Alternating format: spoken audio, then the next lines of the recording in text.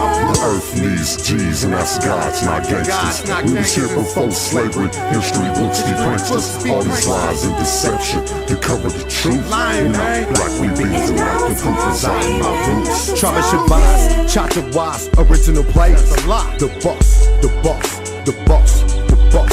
Tribe of Zulu to the dynasty of Wu. Says who? The boss, the boss, the boss, the boss. Ain't no confusions, contusion for those losing respect. Who? The boss, the boss, the boss, the boss. Assalamu alaikum. You have just tuned in to the Saviours Helper channel. I'm your host, Farad Abdul Salim Muhammad. We recently interviewed Dr. Alim Muhammad, and the response was off the chain. And so we're going to continue.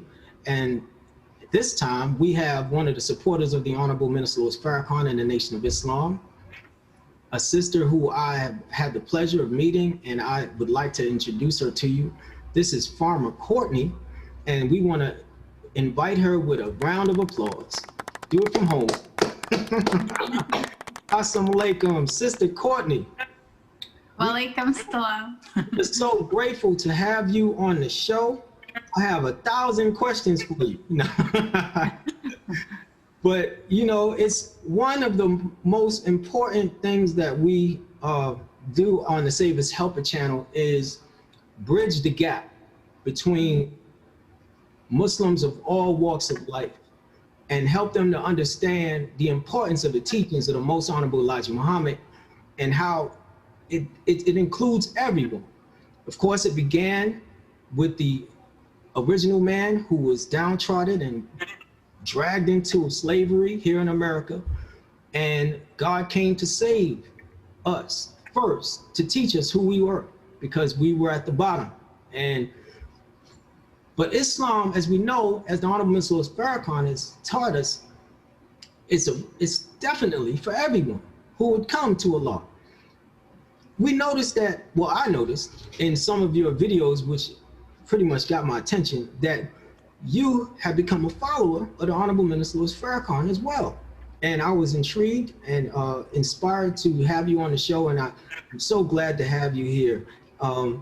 So let's start off by you telling us, who is Farmer Courtney, and give us a brief regarding your discovery of the teachings of the Most Honorable Elijah Muhammad. I'm, just a mother, a person who lives out on a farm, and I never quite fit in, to where I was raised, and I was thinking about it yesterday, just how situations of envy on a very small teenage scale and like social ostracization kind of drove me away from really having a deep connection to that way of life that I was raised in, and kind of brought me into the health food store, seeking solace and, like a different way of doing things. And so that's how I ended up on the farm, and just sort of being separated in a sense from the mainstream of society, and just really seeking truth. I've always been kind of an observer. I was an only child, so I was always quite in the background of things, as not like an overly confident, outgoing type of person. So I would sort of sit back and observe, and that carried on into my, not so much adult. I was like a woman child at the time. I think I was, maybe 19 or 20 when I first saw a picture of Master Farmer Muhammad and Most Honorable Elijah Muhammad on the wall at one of my husband's friends' houses. And I'll never forget like walking up the stairs to their house. They were like these old creaky staircase in upstate New York, and it wasn't very well lit. And then you got to the top where there was some light streaming in, and they had the pictures, and a typeset, an old-fashioned typewriter, actually typed out and then cut out with glue and taped on there. It said the Messiah, the Mahdi, the Christ. And I thought, wow, that's bold. They're just, I don't know what that really means, but, and I grew up in a very Truman Show-like reality, very segregated white America. I actually had no knowledge that there were two American experiences. I just thought like Black people didn't live near us. It was never talked about in my reality, my family, my life. So until I started having conversations with these gods, I didn't have any idea that there was other realities out there in America. So that's quite how sheltered I was, like where I came Where from. was this now when you grew up? What city? I grew up on Long Island. In Long Island. Wow, that's yeah. neat. Because I grew up in New York, you know, and for you to say that you grew up there and you didn't know of these nuances and differences in our society, that is very amazing, because even that gives me an idea. Well, it reminds me of how Allah can shelter you no matter where you are. That's a powerful testimony, because Long Island, that's where, you know, Strong Island, that's where Public Enemy and Rakim is from. These are some of the most powerful influences in the hip hop community. And for you to have lived there and not experienced or have seen the divide, man, that's a testimony to the greatness of Allah and how he could shelter you wherever you are. Yeah, I really had no idea. And recently there was footage on Instagram of some old footage from Bill Moyer showing angry white mobs confronting young Black children in Rosedale, Queens. I don't know if you saw that footage, but my family's from Rosedale. So I'm like, here I am sitting in my living room, 43 years old, having yet another layer of revelation. Like, I actually didn't really understand until 6 months ago that the deep layers to that. It wasn't just that people who didn't look like me didn't live in our town. It was that it was very, very intentional why my family lived where they lived, even though race was never spoken about. They never were outwardly racist. Mm-hmm. But everything in my world, was all just like a Caucasian reality. There weren't even any Jewish children in my school. I think there were maybe 5 that I can remember, so it was like just all kind of very homogenized culturally. So, how unlike attracts. So immediately when I came in contact with these gods in Albany that could answer any question. So we had the common ground of being interested in healthy food, healthy living. And I had done quite a bit of fasting in my late teen years. I was really into purification and raw foods and fasting. So that was a place where I was a benefit to them and useful to them. And we had common ground. And I was just really impressed with how, at that point, my husband, would take me to all sorts of different locations. And that's when I started realizing, like, this is also America. Like, this is a totally different, I didn't know about what, like, cities, and because when I would go to New York City as a child, but I would go to very specific parts of, so I would go to Queens, but Rosedale still at that time when I was a child was still very much a Caucasian stronghold. Mm-hmm. So everybody was Caucasian in my grandfather's neighborhood. And I didn't realize that until 6 months ago, that was absolutely by design, very violent fashion, up until not that long ago. Mm-hmm. And so, I just really started piecing everything together and have been studying, since, I guess, 1997, 1998, like that much, because I just, even though it would upset people in my family and people that I would talk to, friends of mine, across the spectrum of upset, of just that they were confused, they couldn't understand why the truth resonated with me. That was taught in the teachings of the Most Honorable Elijah Muhammad, how things were expressed. But I don't know if I finished this thought, but just that I was very impressed of how versatile, these gods were, that no matter what subject I brought up, whether I was talking about fasting, whether I was talking about the failures in the Middle Eastern peace process, whether we were talking about, why do you have a Torah on your coffee table? I thought you were a Muslim, they could educate me. I was very, very ignorant. My husband has a lot of, friends from different places. And so he, is a world traveler. And in America, he had a whole circle of, Black friends that he would check. He's a musician. And so, he had a totally different experience, as a young man. And he has a very diverse friend group where he didn't have a diverse upbringing either.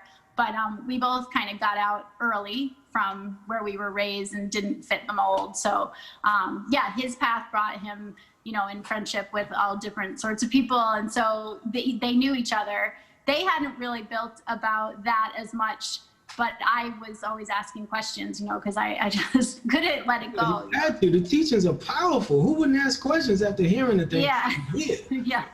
Wow. Yeah. That's amazing. Yeah. Well, you also had a brush with Dr. Khalid Muhammad as you were studying the teachings in your introduction of Islam. Could you tell our viewers a little bit about how you felt about Dr. Khalid and how he may have inspired you? Because when I saw the videos of you talking about Dr. Khalid, I was shocked because Khalid was a truth wrangler. He was no joke, as far as his ability to convey the pain, the struggle points that we all experience up until today.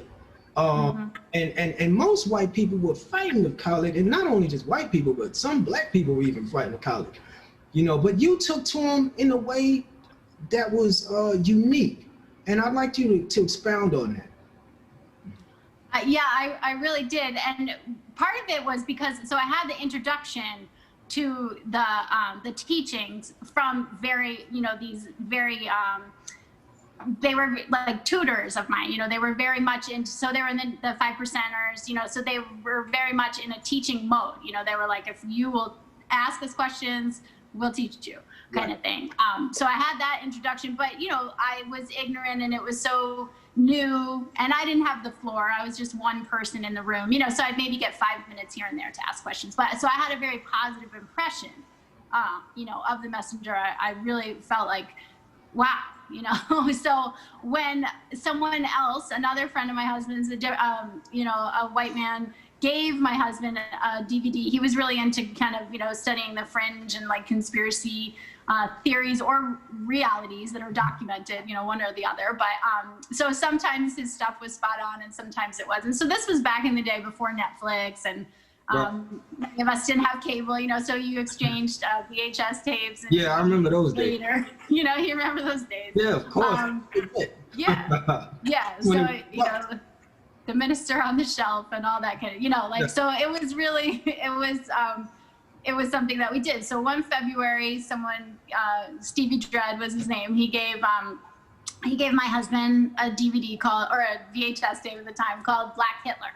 And that was a tape between Anthony Hilder and Dr. Khalid Muhammad. So it was excerpts from a Los Angeles debate, I believe. But that was the key, that it was excerpts. So in the VHS tape that I got, he did it was pure fire. It was imbalanced, view of even Dr. Khalid Muhammad. Like it was just all cut and edited to make him look like he was fulfilling that title, right? And so weeks later, I saw the guy and I said, I saw this DVD, I saw this video called, Black Hitler, and how come you don't come at me like I imagined that if I ever had an exchange with Dr. Khalid Muhammad, that he would, react to me asking questions and being interested in these teachings. And so then he started, going a little bit deeper, but he, as Allah would plan, had the full length tape. Oh, okay. So it was like, it was probably maybe 2-3 hours long. So then it was still, still very deep winter in the Catskill Mountains of New York at the time when I got it. So I had a young baby, so at night time for me to have any kind of intellectual anything was welcome. So I tucked in one night and just watched that. And I really felt like, as much as he had so much fire for Caucasians, rightly so, of all the issues that he was bringing up, that there was something there that I just was very grateful for being told the truth, right? Because from the upbringing that I described in the beginning of our conversation, there really was this concerted effort to skew reality. So I just felt so much like relief, kind of like, is this what I was always sensing? Like that something was off? Because it's a strange feeling to always just feel like you're not getting the full story, Yeah. you know, like you're not getting, Right. there's this dissatisfaction, this emptiness, this yearning. So it was satisfied to a degree, even though it opened up this whole level of confusion and like a quest for, you know, understanding. I know I bumped into wisdom, but I didn't know, you know, and knowledge, but I didn't know how to understand any of it really. But thankfully, you know, in over time, I could go and ask questions and get more, you know, information here and there, more materials. And so that's kind of the long answer to that. Yeah, I mean, you felt fulfilled, and like most of us who were introduced to these teachings, it filled the void in our lives. You know, like, you know, I'll tell you, I didn't grow up in the I didn't grow up you know, under a cherry tree. You know, I came from the streets, and I was looking for some serious a serious group or unity to help me to foster what was inside of me, you know, because when you look inside and you see something so beautiful, and yet you want to share it, you know it needs to be protected, because you see the vultures out there. You see what happens to people who come out with their talent, how they get used, and you need some kind of shelter. You need a crew, you know, or a army, you know. And I was looking for that, you know. I was looking for God, you know. I was very much into the scriptures as well coming up. So I admire what you have shared with us, because it's reminding me of myself, you know. So it's not that much of a difference in how, you know, we go through life wanting to know who God is, and then when it comes, we pretty much get hit the same way. And that's what I wanted our viewers to see. I wanted our viewers to see that when a Caucasian hears the teachings, how do they react? Does it hit them the same way? Is the truth the same to them as it is to us? There are a lot of questions that people have, and I'm hoping that we could answer some of these questions today. And one of the next question is, of course, how challenging would you say it is to teach your children Islam in a world that offers them the so-called advantages of white supremacy in the face of the righteous? It is very challenging on so many levels to raise healthy children these times, you know, in these times, so I think that that's the one thing that has nurtured me, kind of carving out a path of how to do that. And I've also had the blessing of having so many children that now I feel like I have it a little bit, you know, down a little bit more. Things I was always really conscious was to shop in the bookstores, you know, in the God's neighborhood. So like my daughter's like phonics books and early ABC books, they were from the corner bookstores and stuff, you know, so like they were all illustrations of Black children. So I kind of flipped it a little bit, you know, and I tried to really just pour so many reality images of that were not the majority. Wow. So like the children's Bible that we have, like I went out of my way to make sure that they did not see a white Jesus. I mean, they've seen it now that they're older, but in my house, the Bible, Jesus is Black, the prophets are Black. Like I made sure to have proper images. The Bible stories that we have, like I bought them, you know, specifically for that reason. Assalamu alaikum. So you asked me that question about what I do to give my children a proper worldview. This is a good example. So in our homeschooling curriculum, it's talking about Euclid, that he was a very talented and smart mathematician who lived in Egypt, in the city of Alexandria. But this is what he looks like. So this is one of the ways that that I correct what is out there that my children see. So we are about to transform him into a wise Black man with our Sharpies, and that is part of how I'm always watching at the gates for truth. I was still very much struggling for most of my motherhood. My oldest daughter is 23. My youngest are 9. And so there's a lot of my having to kind of raise myself in there with raising children, you know, trying to purify out my own thinking. Just when I think, okay, you know, I've reached a certain milestone, it's like a spiral where I realize like I didn't get where I thought I got. You know, I just keep going around and weeding out more things and more things. And I guess I had you know, looking back, it was a very difficult trial to go through. But like I said, that rejection from social circles in my life. And so I didn't have a super high opinion of myself. I was definitely, as the observant child, as somebody that, you know, always asked questions that people didn't want to discuss, and just kind of like really had a different viewpoint on things. I was used to getting kind of a negative. So I didn't have this big inflated view of myself. Like I didn't think I was this like deep spiritual I didn't have a lot of spiritual anything going on. So I wasn't very offended by the, you know, the teaching that the Caucasians are the devil, like white man is the devil. Like that wasn't offensive to me because I had experienced so many things, and I actually had held the question of like, why are we like this? Like, why are we like this? Why doesn't teachers, our school system, like, why don't we protect children? Like, why do people go through this? Like, what is wrong with us? You know, and when I say us, I look around, they all looked like me. They were all Caucasian. So it was like, I didn't realize that I was really specifically asking that question, but I got an answer in that video, you know, in a very shocking way. But it did set me, you know, to say like, well, what can be done about that? So, you know, how do I overcome that? How do I not go in my life as, you know, operating within that? And I actually didn't even know there was such a thing, you know, as white privilege. Again, it took the God to say something to me, because at the time, you know, I was young. I think I was maybe 19 or 20 when we first met, and I had dreadlocks, which was a fashion that many Caucasians took on, right? Yeah. So I didn't know that that hairstyle, right, like was going to cause me to give up that privilege. So I started getting followed around in stores. I started getting pulled over. I started because they were profiling young people like me who had, you know, like a certain lifestyle and a certain way of life that I thought like, that's not right, you know, and I was complaining one day in front of God, and he started laughing at me, and I thought like, what is funny? What are you snickering about? And that's when he explained it. So that was actually the first conversation in my life that I had ever had that was even a concept, you know, because like, so growing up where I grew up, it was like the biggest issue was more my inner emotional self, like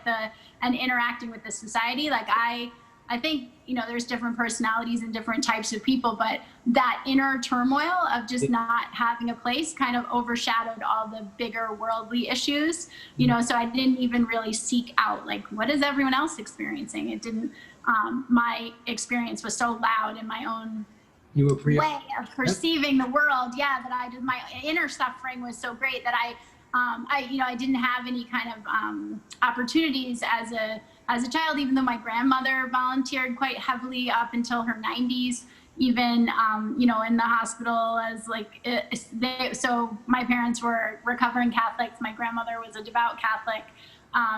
But there wasn't a big service component to my life, you know, so I didn't have really any way to connect with things outside of my own reality, and I was just kind of left, you know, to figure it all out. And so that's how, you know, we're having this conversation today, is that I, given what, you know, I came across, I just thought like, there's no way I'm going to walk away from this if people are mad or whatever. Like, I have to learn more. I have to learn how to communicate better, how to be a better representative, you know, of what I'm learning, because this is something that I've really been searching for and asking, you know, my whole life. It explains everything all questions I've ever had. And even if I don't, you know, come across the answer, that I have the faith that no matter how much I ask, that there has been a revelation of knowledge that is this deep well that we can now get those answers, you know, if we're seeking and we're looking for it. So that's a blessing. Wow, that's amazing. You raised some incredible points there, you know, and helped us and myself to see that the discrimination, like just from wearing dreads, even as a Caucasian, you were profiled. That's an amazing point as well. Would you have any advice for Muslim parents in general that really stand out, that may be able to help them to raise their children in this society? I look to many of you for direction and inspiration. So what could I add? I mean, yeah, I feel like, many people carry themselves with a weight of conviction of just that, like you're not being too strict. You are, it is good to monitor like what they're watching, what they're reading, what they're doing, and now as much as this COVID-19 situation has been very much a trial and a struggle, it's also a real blessing because suddenly everything that was kind of far flung is now really brought back, right back. So, yeah, it's a good time to have your, focus on that right now, because there's just so many wonderful resources and, substitutions, because that was always the thing that, you either had to build it yourself or you had to just always be saying no. And so now, there's great children's programming and, there's more and more things that are coming out to support all the time. But, I would just really being wary of the, the medical paradigm, which I know many people already are. So yeah, I don't really know that there's anything I could say beyond that, Well, let's say watching your videos has been very inspiring to me as a parent in Islamic with an Islamic view. I think others should actually get on your Instagram and watch some of your videos and how you interact with your children. I think you're doing a great job, and I thank Allah for actually watching the videos and seeing that. It was incredible just seeing how you interact with your children. That could be an inspiration as well. So I encourage my viewers to get on her Instagram. We're going to have her Instagram under your video, so presentation, so people can see that. My next question would be, after carefully studying the teachings of the Most Honorable Elijah Muhammad, if you could send a message to the founding fathers of America, in particular those who had a direct hand into the development of the transatlantic slave trade, who were responsible for forcing our Black ancestors to work under horrific conditions on farms, what would that be? That the hour that Thomas Jefferson was fearful of has arrived. That don't delay. That however you want to communicate with the current rulers of today, that that hour has arrived. The reckoning time of justice is here. And if you delay, and if you move and try to bring harm to God's people, that you're going to lose everything. Like, you can't fight against God. You're not going to win a war against God, whether it's a covert or overt or whatever you're planning. You're not going to win. There's no way you can. So. Wow, that is plain. And I hope that people who are benefiting from the tragedies, not only of Blacks, but who are benefiting from the tragedies that affect all people, that the reckoning that she's talking about is not just limited to those who are benefiting from what happened to Black people, but the same goes beyond our people, to those who have been wronged of other faiths and of other cultures. Right now in China, Muslims in China are being sent to what they call re-education camps, and forced to these camps to force them into thinking another way opposed to in a righteous way. And Minister Farrakhan touched on that. He talked about it, the criterion, and he warned the Chinese people just the same way as you have just mirrored in warning the workers of the transatlantic slave trade. I just hope that people listen to that message, because that's all we have, and it should be sufficient. Why would anyone in particular of good intent, sister, or sincere hearts of peace, why should anyone like that even think of fearing Minister Farrakhan? Is he a man that should be feared?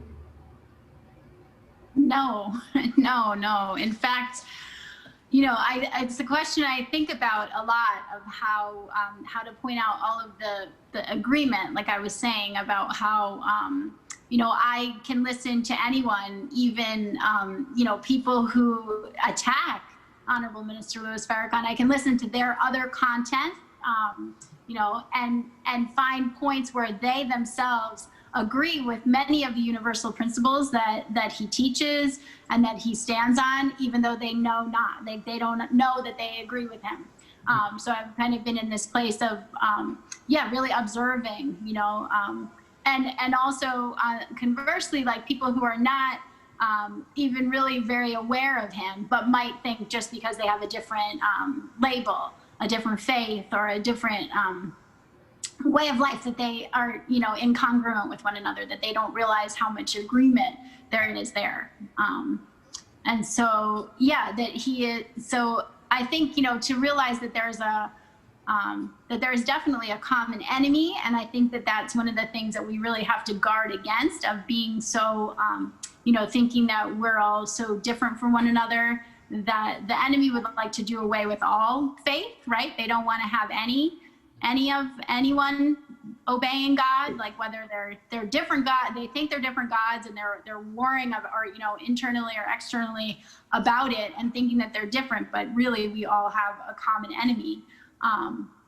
And so that there's a lot of agreement. And I personally, because so many things that I always make a conversation with my children about, how pretty much everything that has ever deeply blessed our life, you could look it up on Wikipedia, and there's all kind of nonsense and hate and like speculation and slander and just outright lies about many of the things. So everything from, you know, the Honorable Minister Louis Farrakhan and the Nation of Islam and the teachings that we have been blessed to learn from, whether you look up home birth, which I've had 5 successful home births, including a set of twins. You know, raw milk, if you look that up, if you look up homeopathy, if you look up, you know, so everything that has really been a blessing. So I always really dial in when there's a lot of heavy propaganda and constant talk about something negatively. I always look and say, well, you know, then what are they really doing? Like, why are they catching so much hell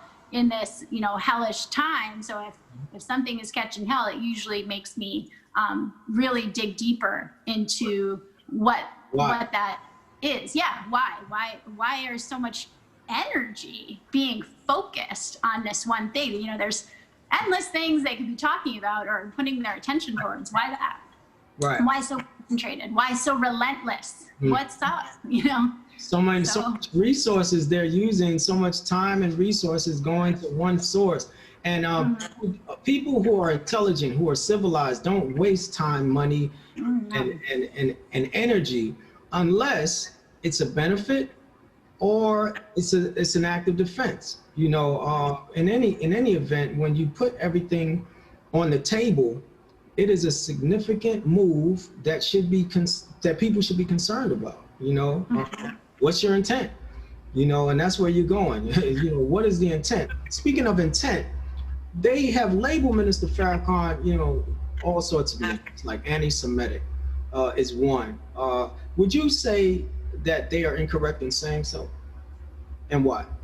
Yes. And I mean, I would say, where's the evidence, right? Like there's no evidence, there's no facts to back any of that up.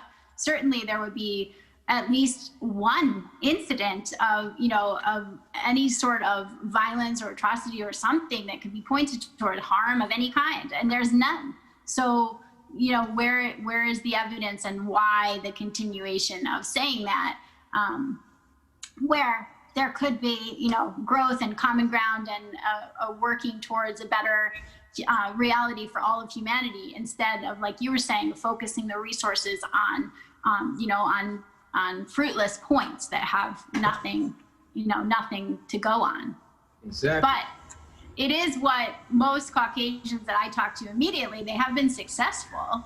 I mean, it's very implanted in the consciousness of many Caucasian people that that's their immediate pushback. You know, they're very much like, oh, but why would you follow him? You know, and that's really deep, because I followed the minister because of the math. It all added up. You know, and I did my own research, and I'd like to just interject a little bit, because I once spoke to a Caucasian lady, and I asked her, and she was working with me. I was a security guard in a store, Calvin Klein, and I was talking to her, and she was very, very frank with me. And she could look at me and she could tell that I wasn't the average brother. You know, I was knowledgeable, and I was an FOI, and I was just on a job working. And I asked her plainly, I said, how many of your boyfriends have black girlfriends? or how many of your male white friends, black girlfriends? And she said, all of them do. I was shocked. And she said, all of your white guys that you know, your brothers, your friends, they all have black girlfriends? And she said, yes. And I said, well, let me ask you this. How many of them behind closed doors want to hurt their black girlfriends and talk about it? Because men talk behind doors. And I wanted to find out, because we're in a very ugly time today. And she said, all of them do. Have you ever come across someone like that? Someone who is that wicked? No, I have not. But that's just because, Allah saw fit that I am very much removed. Like, I have a very tiny social circle, and I'm so busy with everything on the farm and family that I just don't have time, for any kind of social circles. And thankfully, the people that I, do know, I'm quite mindful and careful about who I associate with. But I don't dispute that is definitely the case. Wow. Because they probably want the fantasy, right, with all of the soft porn and the pornography of life, of everything coming at them. So they want the fantasy, but then when they have to deal with the mind, and when they have to deal with the reality of, the unique situation that Black women in America have experienced, and that they want to dismiss, they would like to mute that complexity, perhaps, and not being able to really be square with that, probably just want to dominate. And, it usually comes out of when men want to hurt, and they want to dominate. So they don't know what to do with what they've gotten themselves into. And so their first reaction is domination and control and violence. So I don't dispute it. I'm just kind of, supposing here, but that would be my impression of where that comes from, because I can't speak for them, but just not having really any instruction in righteousness. Like, where would that impulse come from? It's challenging enough, even if you are a person today who does have your mind set on living a righteous way of life. There's so much that comes in your path. There's so many things, but if you don't even have that desire, if you just breathe this culture, if you wake up and you're watching what's out there, and you listening to the music, and you're taking in this point of view and that point of view, and going on everything that's been poured into you, there's really just not really an impulse towards good, generally people are good kind of thing. I think maybe I never really believed that, because I had seen that so much in my life of no, at this time, generally people could be, they could have the right impulse. We just have not been taught properly. We just have to undergo, a re-education process of a holy kind, a good kind of just tossing out all of that, the cultural harming type things that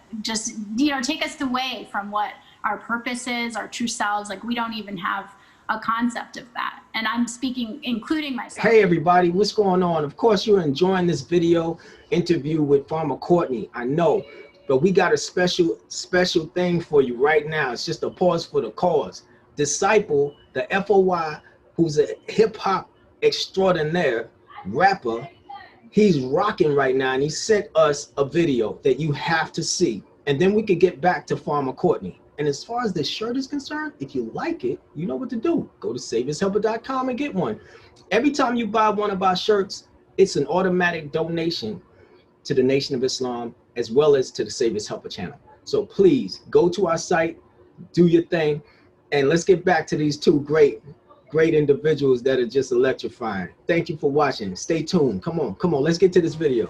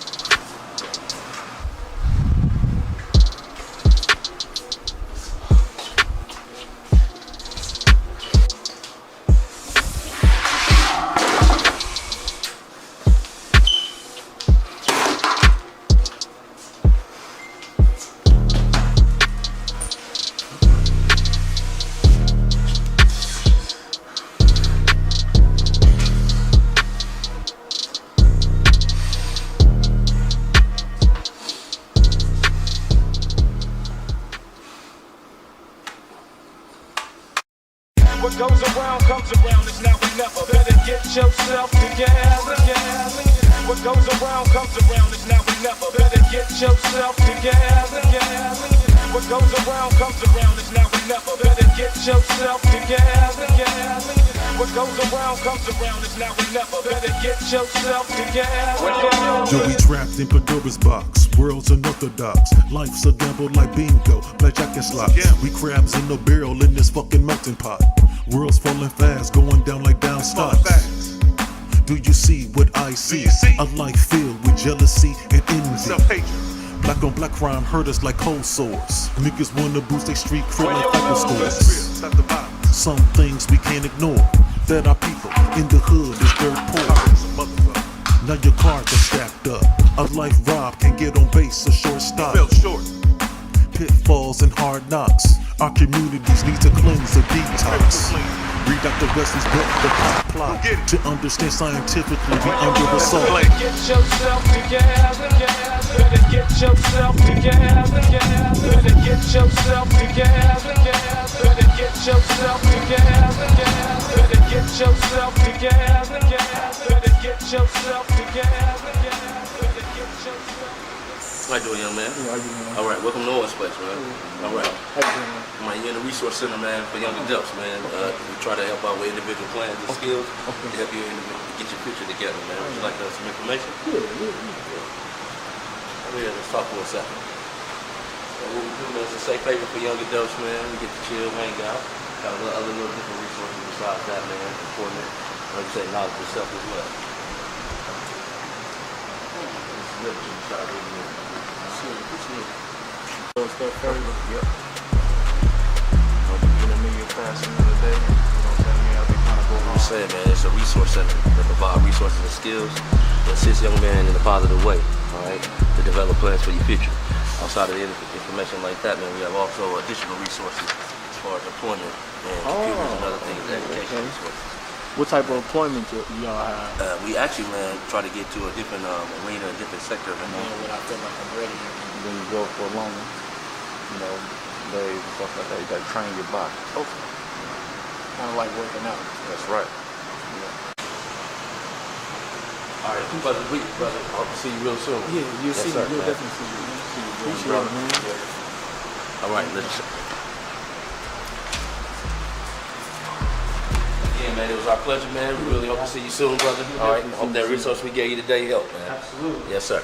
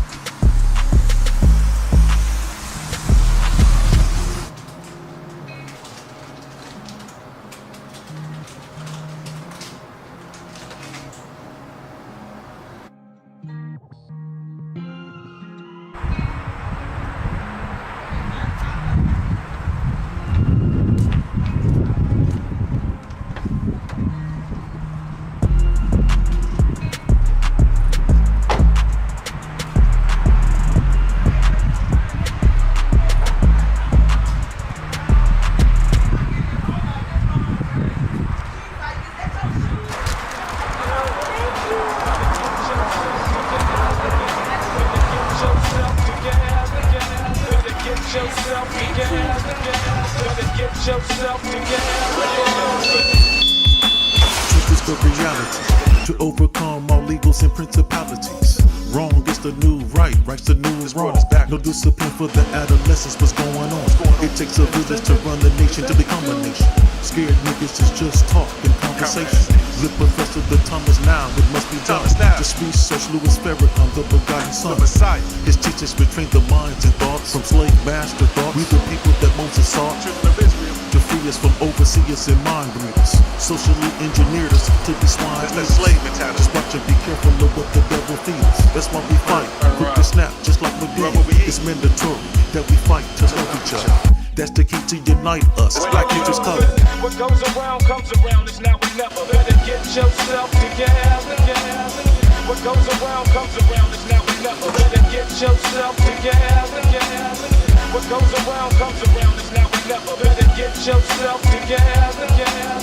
What goes around comes around. It's now or never. Better get yourself together.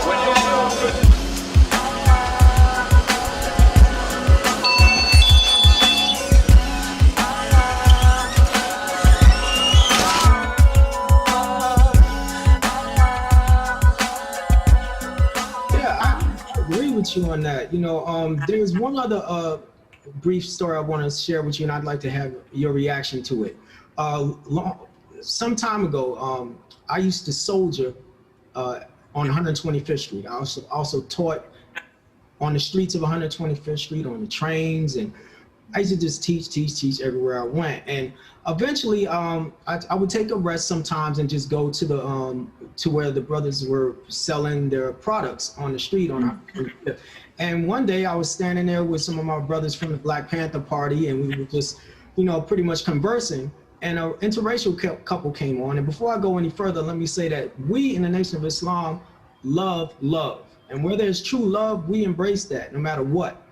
You're not anti-interracial couples. We're not anti-gay, none of that. We're anti-evil. So where there's true love, we respect. This interracial couple came. It was a Black woman and a white man. And on the table were all sorts of things that you could buy. And there was an assortment of white leaders or white presidents, the presidents of America, on one laminated sort of thing. And then there was another one on the other side that had Black leaders, right? And so the black woman picked up naturally she picked up her the Black leaders, and then he picked up the white leaders or the leaders of America, right? The presidents. And then she moved over to him, as a couple would do, and she wanted to share the images and talk about them. So she said, "What do you think about these?" And he looked at her and literally pissed off and went to look at the Caucasian pictures and images, and he shunned her right in front of us. And so we looked at her and she looked at us. We didn't say anything, but we let the effect of what happened taught her something. And like you homed in on the last thing I spoke about. What do you get out of that? What do you think that comes from, this rejection that she experienced? Well, I mean, I think it's something that, especially now, given that, I'm not trying to get off the point, but what's going on in America, how there's, just so much, it seems like real fanning of the flames, like trying to get more chaos going, like, race war type thing going on. Like there's some entity that is really seeking to benefit from such a situation. And so it's very difficult a lot of times when you talk about, the plan that the Most Honorable Elijah Muhammad put forward about separation. Caucasians don't want to admit certain realities about history, but about themselves. And I remember being in a place of ignorance. So I didn't have so much of a immediate rejection, but I just thought, like, well, how would that look? Like, wasn't segregation bad? So then how would separation be good? And, just getting an education on that point. And, as far as, interracial marriages go and everything, as the one thing that I'll never forget that the God said to me, you know, he said, well, you know, like there can be peace in a kingdom where people stay with, you know, with their own, like you see in cats, you know, that tigers stay with tigers, lions stay with lions, cougars, cheetahs, they're all cats. They're all together. They all have their societies. They're all thriving in their, you know, in their world, but they, you know, they're not mixing up just because they're all felines. And I remember thinking like that impacted me so deeply to just really think about that. What if we honored differences in that, like respectfully, you know, to say, to just honor that, to recognize that there's a purpose for that, you know? So, good point. You know, I mean, like you were saying, not that you're going to be aggressive and going after people, making people uncomfortable, destroying homes and families, but just, you know, going forward to this idea, pretty much questioning everything that we've been given as like, oh, this is fine, you know, like just what we should accept without question, you know, to learn how to mindfully going forward do things that are really going to be healthy for all people. Because I mean, if that was the situation that came up over just an image on a book or a patch of some kind, like imagine what I just wonder what she overlooked so many moments, you know, interactions and times before that. Like what was their relationship truly based on? Come on. Exactly. You know? Right. Like, This cuts across the board, because God always lets you know, it cuts across all of that. You know, every relationship that you have, God is going to let you know whether you have a relationship or not. It's whether or not you want to admit that 1 + 1 = 2. If you don't, then you're gonna fall hard, you know. And I have a few books here, and one is The Restrictive Laws of Islam. This is this is the backbone of the NOI. And are you familiar with the restrictive laws of Islam and the general Islamic rules of conduct? And if so, has learning of these commandments from Allah have a positive impact on your life? yes, sir. Yes. So I am familiar with that book and much more knowledgeable now thanks to that book. So this is kind of the place where honestly I had been for many years of knowing of the teachings of the Most Honorable Elijah Muhammad, studying, I have a bookshelf back here, many of the books. But the God, he would give me books written by the messenger. He gave me my first Holy Quran, but he always gave me too much credit. He gave me too much credit because I knew how to cook, I knew how to sew, I knew how to do these things. I would always say, what about for me? Like, could I ever have a version of an MGT class? Like, how could I actually even learn Islam? And he, coming from his nature and his background, he was like, it's not that complicated. Here's the Quran, and like just, right. And I thought, it is actually. It's not that it's complicated. It's just like I need a re-education. So that book really changed my thinking process in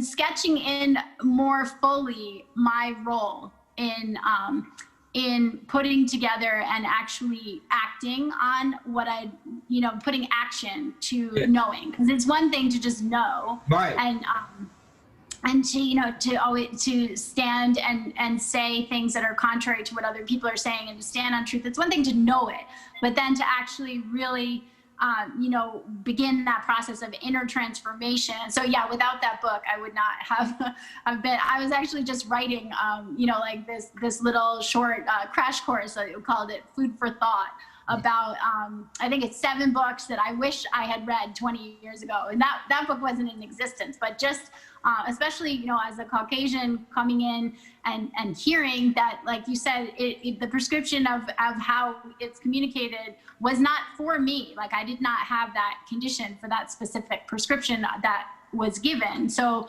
for me to have to always, I kind of got lost in translation, I guess, to summarize. And so that book really showed me that this is how I can truly live and be more of a genuine follower Wow. Somebody really patterning myself after the Honorable Minister Louis Farrakhan and you know, really seeking instruction. It was definitely the first time. I actually just bought another, my daughters are going to be 10, and I just bought another copy for them for this year for school. So, and I just love how it's very complex and it's very simple. You know, so it's like if you're 10 and you're reading it, you understand on a certain level. If you're, you know, myself understanding it after all these years of really just, you know, and just feeling foolish in a moment when I first got it, like, wow, how did I not get this, you know? And so that was one of the things, you know, I would hear a lot is like, well, you can never be a member of the Nation of Islam. So why would you want to study that? Why would you want to put your focus, your energy on that if that's something that you can never be? Like, you couldn't even go to a mosque and be let in on any given Sunday. And I would say, okay, but do you have anything else for me? Like, what do you got? You know, like what do you have? And that's a light defense, you know, because we have a response to that. And we talked about that together on the phone. And I get, you know, people of the Caucasian family ask me that all the time. And we talk to them about the process through which God is allowing the races to heal. You know, it's not just the focus on Black people, it's the focus on the entire human family. And if we take the prescription properly, we will all heal. Like, for example, if you have a cold, you can't shove 10 tons of castor oil down a throat of a child. You have to give them a little bit at a time. And the human family is being healed a little bit at a time. But the problem is we don't think as one. We're thinking individually for the most part. So we're thinking, what are we getting out of it and not the whole? But immediately, the moment you start thinking about the whole human family and what we need to heal, the Honorable Elijah Muhammad teachings starts to make a lot of sense. Because of course, if you have one bad leg, you want to heal that leg before you start working out with weights to make the other one bigger. And the one that's weighty, that has the weight, is the Caucasian leg, the Caucasian, excuse me. But you have a weak leg, so you have to work on the weak leg, which is the African, so-called African family. And when you get that leg right, then you can start working out and doing the universal bench press and everything else you want to do and increase our growth and cultivation of the land as God wanted. But if you don't have that mindset, it's going to be impossible for you to understand. So we do have to have a cleansing. But could you tell us in one sentence, if possible, what does it mean to be a servant of Allah following the teachings of the Most Honorable Elijah Muhammad?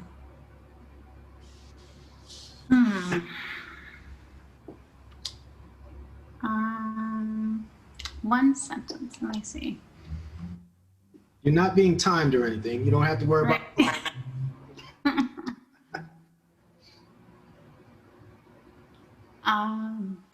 I would say, you know, that having knowledge of self, whether that's good news or bad news, you know, really coming face to face with that where you're at, and then applying the restrictive laws of Islam for your success. Like, that is really truly what I've come to understand it to be, you know, that that's an oversimplification, I feel like, but just that there's so much within that scope of, you know, so I feel like, and now I'm going past one sentence, but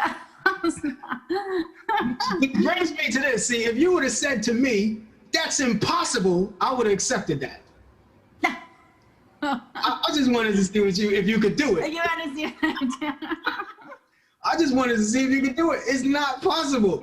This thing is too big to me, you know. But if you would have been able to knock that out, I would have been like, wow, you know, this is impressive, you know. But I'm not mad at you. I'm really not. Okay. I'm not mad at you at all, because it is very difficult to express being saved. For example, if I was drowning and someone pulled me out of the water, I wouldn't be able to put that in one sentence. I'd have been like, look, give me your phone number. Is there anything I can do for you? You know what I mean? That's impossible. So just wanted to, that's a true testimony to your soul, which it's just transpired. I didn't think that word was allowed. That was one of the things that the God always used to say to me, you know, like certain things I can't, and like those, you can't have that in your vocabulary. Right. I didn't know that was in that case, you know, it would have been all right for me, you know. Yeah, but then the next question would be, of course, what advice would you give Black people who have given up on finding comfort within, and who are also seeking love from outside of their race based on pain?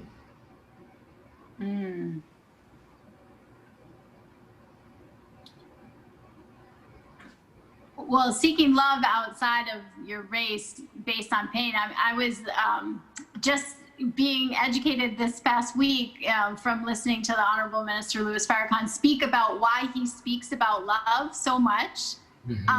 And I didn't have any knowledge of that until, you know, I listened to him speaking about it, and it touched me so deeply, because that was what cut across, like, his, you know, you're not going to find anyone who will love you more and give you more hope than the Honorable Minister Louis Farrakhan. And even just, you know, taking him in for 20 minutes and then having the resonance of that stay with you, and then listening and connecting with him more, you know, that's part of the reason, which I'm absolutely sure that they removed his accounts from social media, because it was just so much positivity, so much love. If you have that much love outpouring, that at any moment someone who is drowning could come across that and actually get a response. Like, I never felt even worthy of commenting when his accounts were up. Like, I didn't even want to take up time, and it's so silly to admit that, but like, I would just, you know, be so grateful and thankful that I could have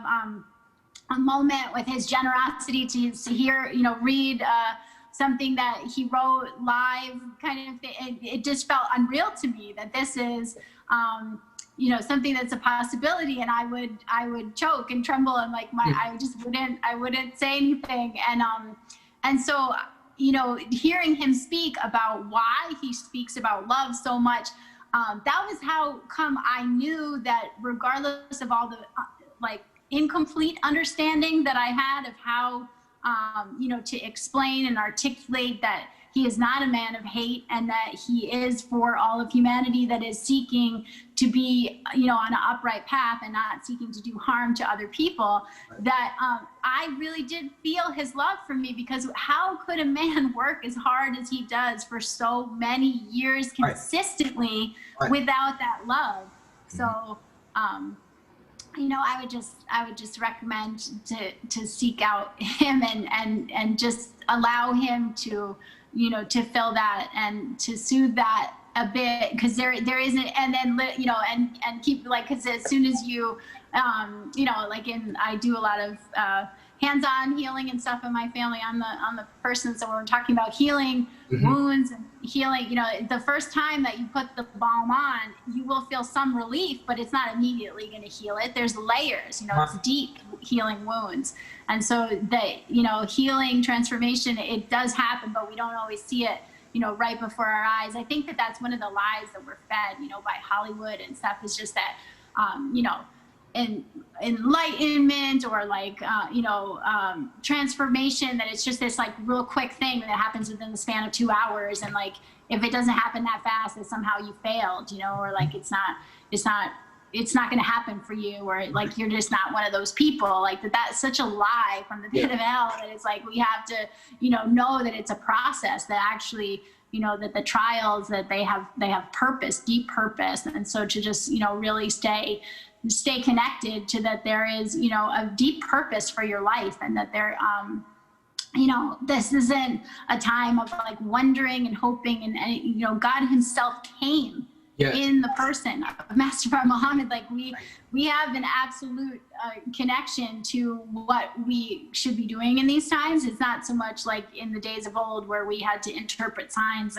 and guess and maybe and this and that. We more just have to kind of get out of our own way. We have to listen. We have to learn, you know, how to learn, you know, because I think that's hard, that we're not always given a lot of tools of how to learn and how to have the right attitude to be able to be teachable. That's something I've had to work on myself. I feel like that's the purpose of why I've been out here kind of far flung from everything for 20 years and really an isolated, spot, is just so I can work out all that stuff. So I can finally be at a place where when I read that book, that, the Restrictive Law of Islam, that I finally got it. I was thinking that, I could just open the Quran, or I could open the Bible and just get it, just because I had a couple conversations with the God early on, like 20 years ago. And I was frustrated that I didn't have some amazing transformation. I mean, there was transformation, certainly, but it wasn't so, complete, because I wasn't allowing myself to be teachable on the deepest levels.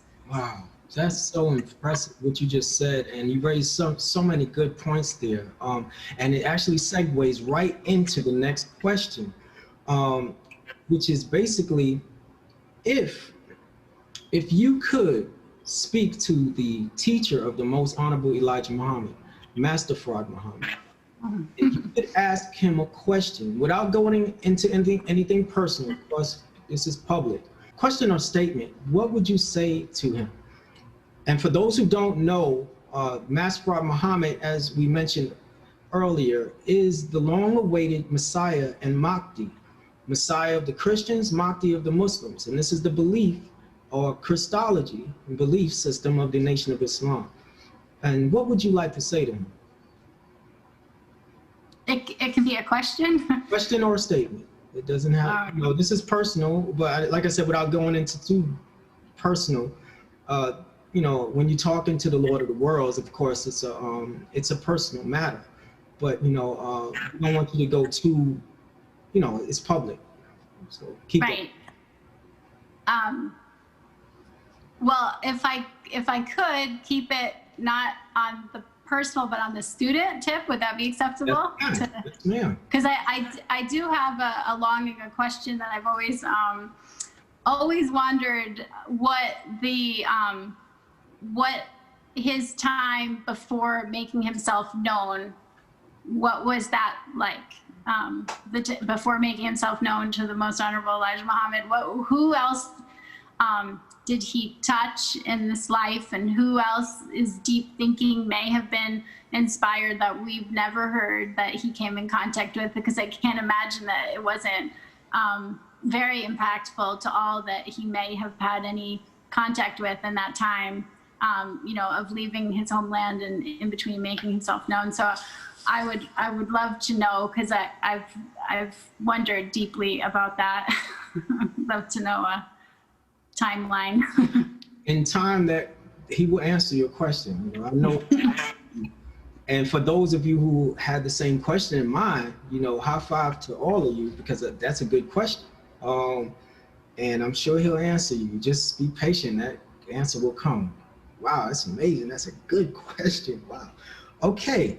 The next would be, how did you feel when you discovered that Master Fard Muhammad's father was a black man, Alfonso, from the family of Quraysh within the tribes of Mecca, and his mother, Babaji, a Caucasian from the Caucasus Mountains of Europe? How did that strike you? That would have been my second question, of what was the process of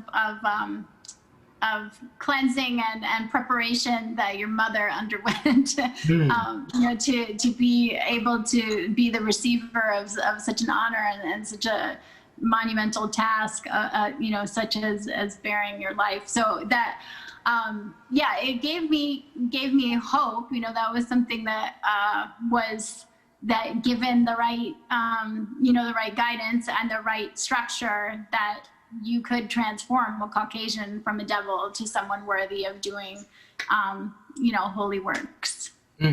Yes, and she was cleansed for sure. It was mentioned in scripture of how this woman was cleansed of seven, I believe it's 7 evil spirits, and she was cleansed and prepared to actually bear the child and teach the child.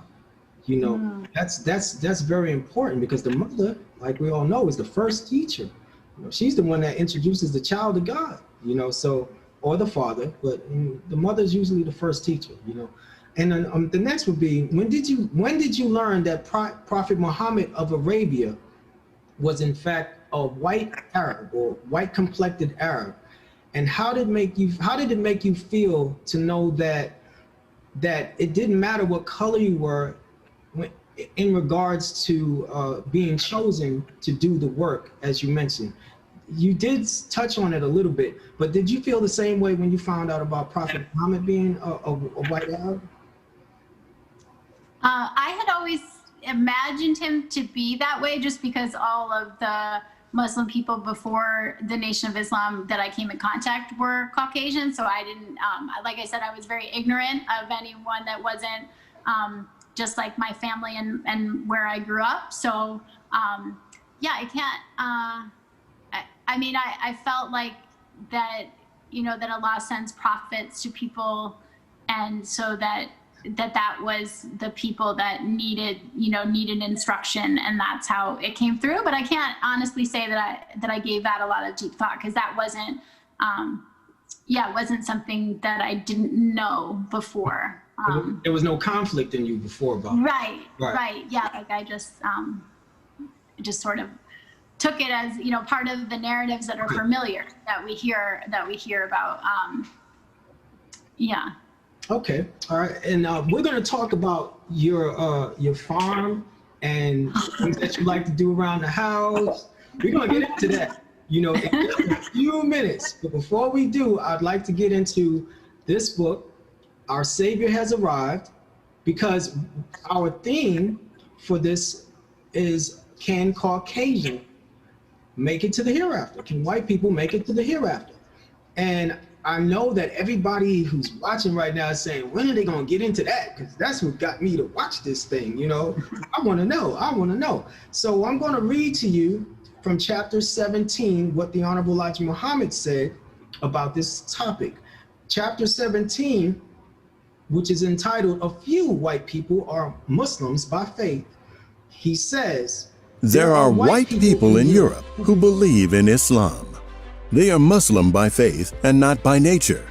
They believe in righteousness and have tried and are still trying to practice the life of a righteous Muslim. Because of their faith in Islam, Allah, God, blesses them and they will see the hereafter. There are quite a few white people in America who are Muslim by faith. Good done by any person is rewarded, and these white people who believe in Islam will receive the blessing of entering into the hereafter. The white people who believe in Islam will not enter into the hereafter that is promised to the lost found black people. The lost found people will take on a new birth, but the white people who believe in Islam will not take on a new birth, because they will not be the people to live forever. Because of their belief in Islam, they will escape the great world destruction that we now face. And now we see what's happening in California, COVID-19, and that which is on the way that will eclipse what you're seeing right now in the form of human zombies, which is what Dr. Aline touched on in our last interview. And just after that, weeks after that, I saw on MSNBC, there was a report of scientists who have found a way to trigger what's in our brains that causes us to react in a negative way. They found a way to trigger it with lasers, and they just pointed a laser at a mouse, and he attacked the toy in his cage. Then they turn the laser off, and he leaves it alone. Now, this is the type of mentality that we're dealing with. But when you read that in the Our Saviours Has Arrived, what went through your mind? How did you react when you read that? I have read that book more than many of the books that I have on my shelf, because I would often go to that book remembering, you know, thinking, if I read this one more time, will I understand this more? Well, for me personally, it made me feel like, how am I ever going to get to a place where, you know, like I fit this description? Because I had many, not many, but, you know, the conversations that I'd had with Muslims in the area I live near, Cornell University, always ended negatively. Like I would be at the farmer's market, and I used to make clothing and sell clothing. And so I was much younger and more outgoing at that time. I didn't have as many children. And I would, have conversations because people would come into my booth and I would see that they were Muslim. And so I would ask them questions because I thought like, oh. And then as soon as I brought up the Nation of Islam, they would get very much like, no, they're committing shirk. No, like come to Islam, like, traditional, regular Islam, whatever, type of Islam they said that, that's where the blessing is. That's where you should come, but, no, not that. And so I was always like, wait, so if the Honorable Elijah Muhammad describes those Muslims, and then that's those Muslims' reaction to me saying that I really resonate with his teachings, like, where do I, how do I do this? And so that has been a point of confusion for me, because it was sort of like, I couldn't in my mind go into something where I had to say that I don't bear witness, because I do. I wouldn't even be having a conversation about Islam if it wasn't for the Honorable Elijah Muhammad. So I couldn't go forward just thinking I was going to get into the hereafter if I took up Islam as my way of life, among people who told me, but first you must deny your teachers. So I felt like I didn't have anywhere to go, right. Except within and back to the the books and try to figure out what that meant. Right. For me. And then I feel like the turning point came for me after just life just like thrashed me. I went through this round of deep trials, emotional trials, and I just realized that it actually, not that it doesn't matter, but that should not be my focus, right? Like that I should be living in such a way that I complete the projects that are on my heart, that I actually walk and live, that my life and my death are all for Allah, that I should be manifesting works that regardless if I get to the long end of the story of my life in this way that I'm fantasizing about, like, do my present works bear witness to that? Am I doing what I should be doing? And is me not speaking out causing people, like how when you ask me what would you say to Black people who are losing hope and are seeking solace from the wrong sources, what if me not speaking up, what if me not just being like, yeah, I'm here, this is what I bear witness to, and few people understand it, and that's all right, I'm still going to speak my truth. What if me not saying that caused a domino effect of things that would not have happened had I just stood on truth, been honest, and been like, yeah, this is me, and if it aids you in any way, if it sparks something in you to help you be hopeful and have a better life, like regardless of who you are, that I'm in a bad place if I'm not acting in the present, because I'm so busy dreaming about the hereafter, and not that it isn't important. I don't say that in a mocking way, but it's just like, because I didn't understand where I fit, I didn't think a lot about the hereafter, because I didn't think that much of myself. Like I didn't think that I was that impactful. Like I just felt like if any of us make it out of this, we're blessed, like, because this is just coming on all sides. Like it's in the water, it's in the food, it's in the medicine, it's it's in the TV, it's like in the school system. It's just like, and that's what we know about. Like you were saying the laser thing, I didn't even know about that. Yeah, it blew my mind. I was like, man, and one guy commented on under the video like, oh wow, now Master Muhammad's gonna let them do that to us. Oh, that's just great. And I was like, oh, that's a really skewed position, and I hope that if that person is watching that, he studies more into understanding that Allah is the most merciful God. And if you submit to him, the protection will be upon you. So you don't have to worry about that. Get to that book, Restrictive Law, and follow the laws, like you said, and you won't have to worry about that. You be in the covenant, just as our sister Courtney has experienced. Did you want to add anything else to that? I know I introduced you. I just was reminded of a Lauryn Hill lyric when you were saying that, like the music of Miss Lauryn Hill was really one of the key factors that kept me on the path, even though I felt like giving up many times. Like I just never could give up because her work, her albums were, so right at the time when I got finished, being introduced to Dr. Khalid Muhammad, her album dropped, her first album, Women's Education. Yes. And so a lot of lines that, that she sings, that she says, I felt on this really deep level, like I would have the teachings and her music kind of mixed in my consciousness and just really be balanced, like the male and the female. Because like you said, like the fiery, powerful male energy, and then just the very melodic and talented, just like soothing music of hers, but a lot of truth, a lot of scripture mixed into what she was saying. And yeah, it just reminded me the fact that we're here having this conversation, and that the Nation of Islam is 90 years old, that speaks volumes of mercy, because there's been an extension of time. Yes. That we're even still here with all that's going on. So whether those, wicked plans and all that gets carried out, I feel like it has to do with, more with us, and are we living the life that we're supposed to live, rather than focus. I feel like that's one of the things, because the works of evil are so well popularized, like through culture, and like we have such a focus. That was where I really had a transformation too, of like, I can't focus on the devil like this anymore. Like I realized that I was seeking God, but I was actually spending way too much time focusing on what the devil was doing, because I just had a incorrect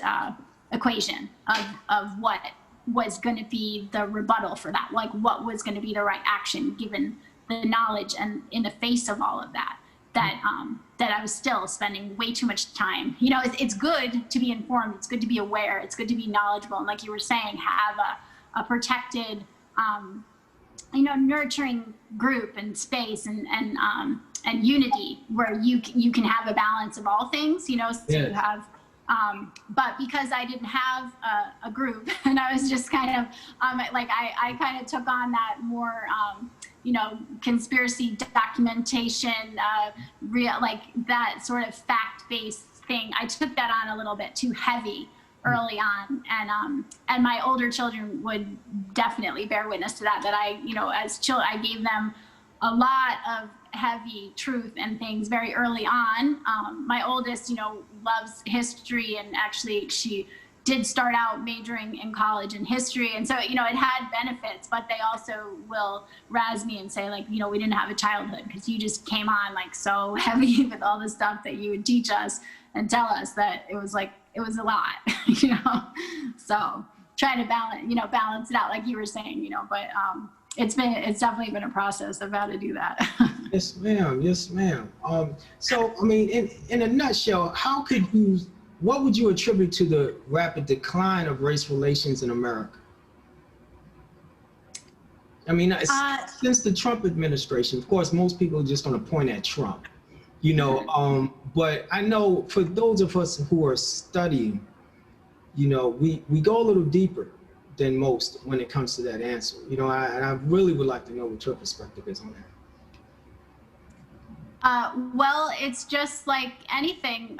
When you force people to do something and it wasn't actually their will, that deep down they still harbor resentment, and it may not be legally able to come to the surface or socially acceptable, but it's there. And I can only speak to my own life experience as my family. My grandfather, he never wanted integration. He was part of that generation that was actively fighting the Spencer family. And so ironic, I live in a town called Spencer. So when I realized that this is part of the narrative, and then that Allah put me out in this little town in the middle of nowhere to to study and to come into knowledge of myself and of himself, that it was just one of those wow kind of moments. But anyway, so my grandfather he wanted Rosedale, Queens to be still an all-white suburb, and they the whole town was just up in arms and fighting and firebombed their house and brought, you know, great stress and harm to their family. They didn't actually, none of that, it wasn't a fatal attack on their family, but, you know, it definitely had just horrific effects of the ripple effects. And eventually it was, you know, there was diversity brought to the neighborhood. It's not an all-white neighborhood anymore, but so my father was brought up with that same impression, right? And my grandfather was racist towards everybody. It wasn't just like a black-white issue. He'd say negative things about Italians. He was Irish, you know, one of 12 children in Irish tenement housing, and so he hated everybody. My grandfather was kind of like Archie Bunker on All in the Family. Like if there ever was everybody has one. My grandmother actually looked like Edith on that show too. So it was like very much like that. And so my father, you know, being of the generation that he was in, that being born in the 50s, that it was, you know, socially unacceptable to act that way, even though that it was, they, you know, somewhere deep within inside of themselves, it was simpler. So that's what many families did, is they moved themselves farther out on Long Island. So I grew up, you know, only 40 miles from New York City, but so insulated from everything that they left behind in, you know, in Queens to just like have they just want a simple life. So I guess this is a long point, but just that they, you know, integration was forced in America. Yes. And this is something that was very difficult for me to hear and to understand when I was first studying the teachings of the Honorable Elijah Muhammad and really coming to terms with. So when the God explained to me, you know, like, no, I know you think of it in terms of only the negatives of segregation, right? Because that's all Caucasians are and people in America, that's all we're ever taught. Mm-hmm. But when you study what's going on in healthcare, what's going on so he's like, we used to have our own everything. It wasn't what we wanted it to be, but it was ours. And so rather than strengthening that, that was all diluted, and now it's even more of a complex situation. Mm-hmm. So I think what's coming up with the degrading race relations is that there wasn't really any good relations in the beginning. It was, you know, it was like just so obviously unmanageable at that time in America. So they, you know, changed laws and did things, but it wasn't a genuine change of the soul. It wasn't like the change of the soul of the country.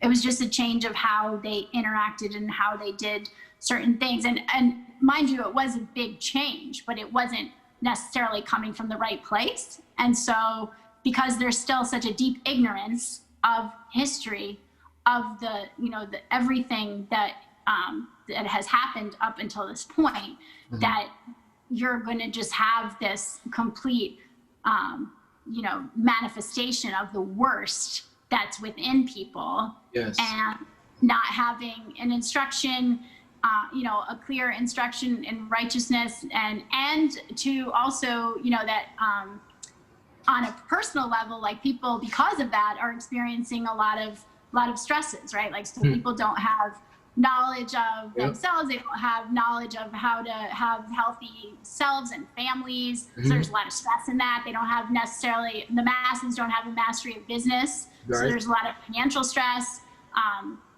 You know, people just meeting basic needs and things because medical costs are so high, and mm-hmm. like, you know, forwarding basic things. Like if you have to decide between, you know, getting your $500 or $1,000 worth of diabetes medication, you know, it's like there's so many things that are stressing people out to the breaking point. Like, we don't know whether we're going to eat or take medicine, and we don't have enough money for both. Many people are really tired, and it's getting mm-hmm. worse.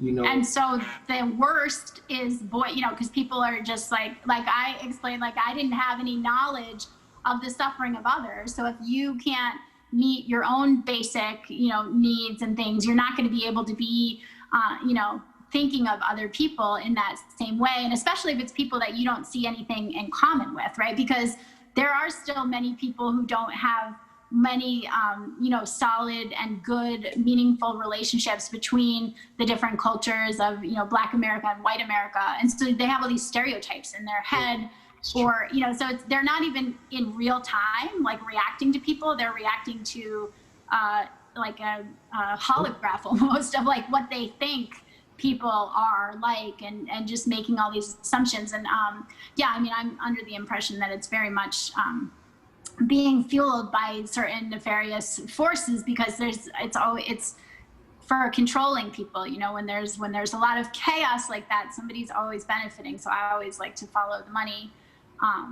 and see, you know, who could possibly be benefiting from this and why. Because people have said that to me. I get DMs about like, aren't you so worried about, like, they'll kill you first? And I'm like, what are you talking about? Like, that's not reality, you know? And they just say, oh, but I thought that they hated white people and this and that. And like, that, I think that's the thing too. A lot of times when you have conversations with Caucasians, like the difference in language, right? So it's like Caucasians hate people and then they act on it. Right. And like if a black person says, that they hate something or action wise, they're not acting on it. They're not like, it's not the same type of, but they transfer their mindset onto them, you know? That's the $1 million point right there. Somebody give her a high five. That's amazing that you just said that, man. It's the truth. I mean, I could say so much out my mouth, but if you're weak, you might hit me thinking I'm gonna hit you. And that's what's going on. If the spirit of truth is so strong that it condemns those who are guilty. Those who are guilty then react in the way that they feel will do enough harm to you that they don't have to face this anymore. You know, one person I recognized a long time ago, there was a report that came out that said that one day there won't be any cashiers. And then I heard someone say, in another show that I was watching, they said, well, the reason why they did that is because they didn't want to look at the cashiers because they were rich, and they didn't want to look at how this person was being downtrodden and made a slave. So they wanted to replace her with a machine so they didn't have to see the poverty on her face and to see that they were part of the machine that were creating her pain. They didn't want to see that. So they pushed this machine replace cashier thing. And, you know, what you said, it made a lot of sense, you know, and kind of brought that out of me. But the reality is plain, you know. Our sister here, and let me just say this to our viewers.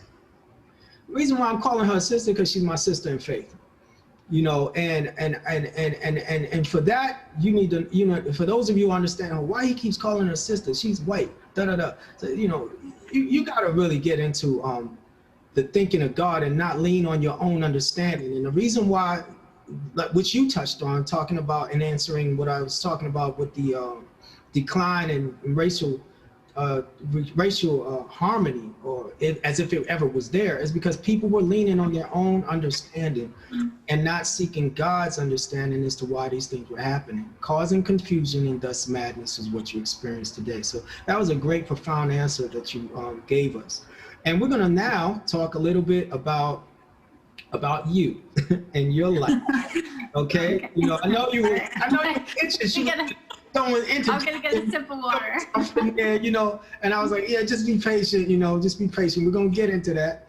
But now we are, you know, on July 17th, you posted a video and you said, I envision a farm built around the plan outlined in How to Eat to Live through the Honorable Elijah Muhammad's dietary instructions. Would you like to give us the history of your farm and an update also, if you will, into the Muhammad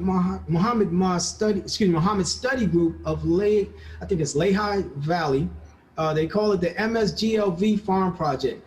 Would you give us a little information about your farm first, and then go into that farm project, and if you guys are working together, you know, just let us know how things are going with that. Sure. So my farm is my husband's passion project. I like to cook with really good flavorful ingredients, so I'm kind of the I help him follow his instructions, and I do a lot of the cooking and marketing and stuff around the farm. He grows a lot of he grows a small scale vegetable farm, diversified vegetable farm. So he grows a lot of garlic, onions, potatoes, you know, small beds, and small machinery is used, if any. a lot of hand harvesting, hand weeding, hand digging, and carrots of many colors, beets, herbs and spices, and some fruits and things. And so he was very influenced, as I touched on, as a musician, from reggae music and the island of Jamaica that has brought the world so many blessings. He learned how to farm from Jamaicans. And so our farm is very small scale. It resembles, a farm that you would find in yard, like small plots, fenced in, worked over with care. Produce a lot for a small amount of land. Uses the natural fertility cycle of getting animal manure from well-raised animals and composted and put back into the earth to build nutrients. Doesn't use any chemicals, pesticides, or anything. He also really minimally uses anything that's even organically certified. Like he tries to really keep outside inputs to a minimum. Okay. Works on like building up the soil of minerals and natural things. And so that's kind of the farm. So it started out small. It started out just in our yard. It's still pretty small as far as the available tillable acreage that he works is still, even including the, spread out little patches and orchards and stuff. It's still less than 2 acres of what he actually cultivates. But the farm itself is 170 acres. And so we have a lot of buffer around us, because that's one of the things when you're growing without chemicals, you have to be careful where you are, because you don't want to be next to a cornfield where they're using all that, because the wind blows and the water flows, and so it'll be at your place before you know it. So we're kind of, up here in the hills away from a lot of things for that reason. And so, just year by year, getting better, learning more and more. And then right after the Honorable Minister Louis Farrakhan was removed from Instagram and Facebook, in that first address that he had from Saint Sabina, is it? Sorry, I feel like I say it wrong. You said it right. He spoke about farmers that night. And so then we added chickens after that, because I really felt like I had to be more obedient, that I always kind of wanted to skip over the animal part and how to get to live. Shh, thank you. Sorry about that. Miracle that it hasn't happened before now. I got a little pack too. I can put on headphones if you like. Maybe I should. It's fine. It's not. It better not be anybody else. All right. And so then we started raising chickens for eggs, and having that be part of the farm. And it's been formative. It's been good. It's been really good for me. The rooster crows at prayer time, and it's just great. Gets you up first thing in the morning. Really enjoying the process of having to be careful and raised from chicks to laying hens and all of that. So that's a little bit about our farm. We've had, many, we kind of bit off more than we could chew. We had a on-site visiting part of the farm. We had like a farm stay kind of thing where people from all over the world, it happened just because we're near Cornell University, and we didn't have like the fancy Hilton prices. So people would drive 20 miles out of the city to stay with us. And, we did that for a time, and that really gave me an opportunity to listen multiple times to the time and what must be done, all 58 parts of it, many times, because it took 3.5 hours to clean that bed and breakfast.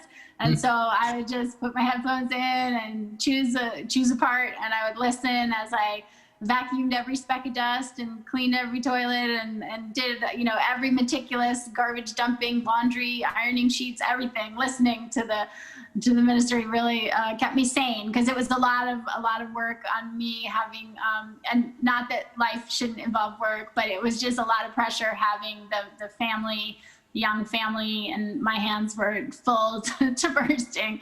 And so it was really formative to have that, with me through the time where I would not have gotten through without that, that counseling, very, very specific to the time and what must be done on, on a personal inner level, as well as what we need to urge the leadership to do.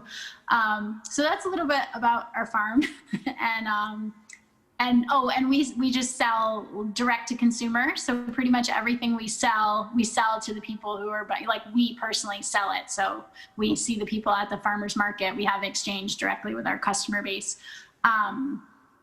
And then, in regards to the MSG LV farms that you brought up in Pennsylvania, that was one of those chances of algorithm actually being in your favor and blessing you up. So I got kind of, a notification from Instagram, here, follow them. And it was late at night, and I had been really touched by my experience with the chickens and was feeling this image grow in me that I would someday be capable and blessed to have cows on my land. And they just had vibrant green grasses in their photos and their cows, and they were just real excited about this farm project that they just started.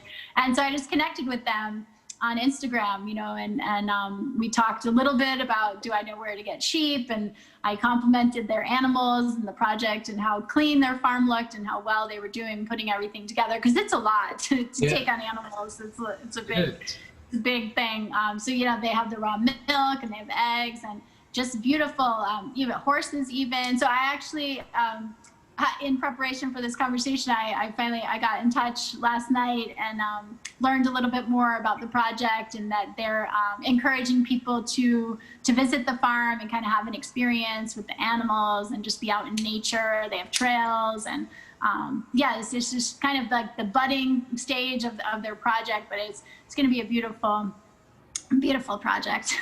That's for cool. sure. Now, this is what we're talking about, going back to the theme of this, can Caucasians make it to the hereafter? And you are truly, I'm not the judge, but you're actually doing a lot to help. And that's why I wanted to mention that, because you took it upon yourself to help a Black farm.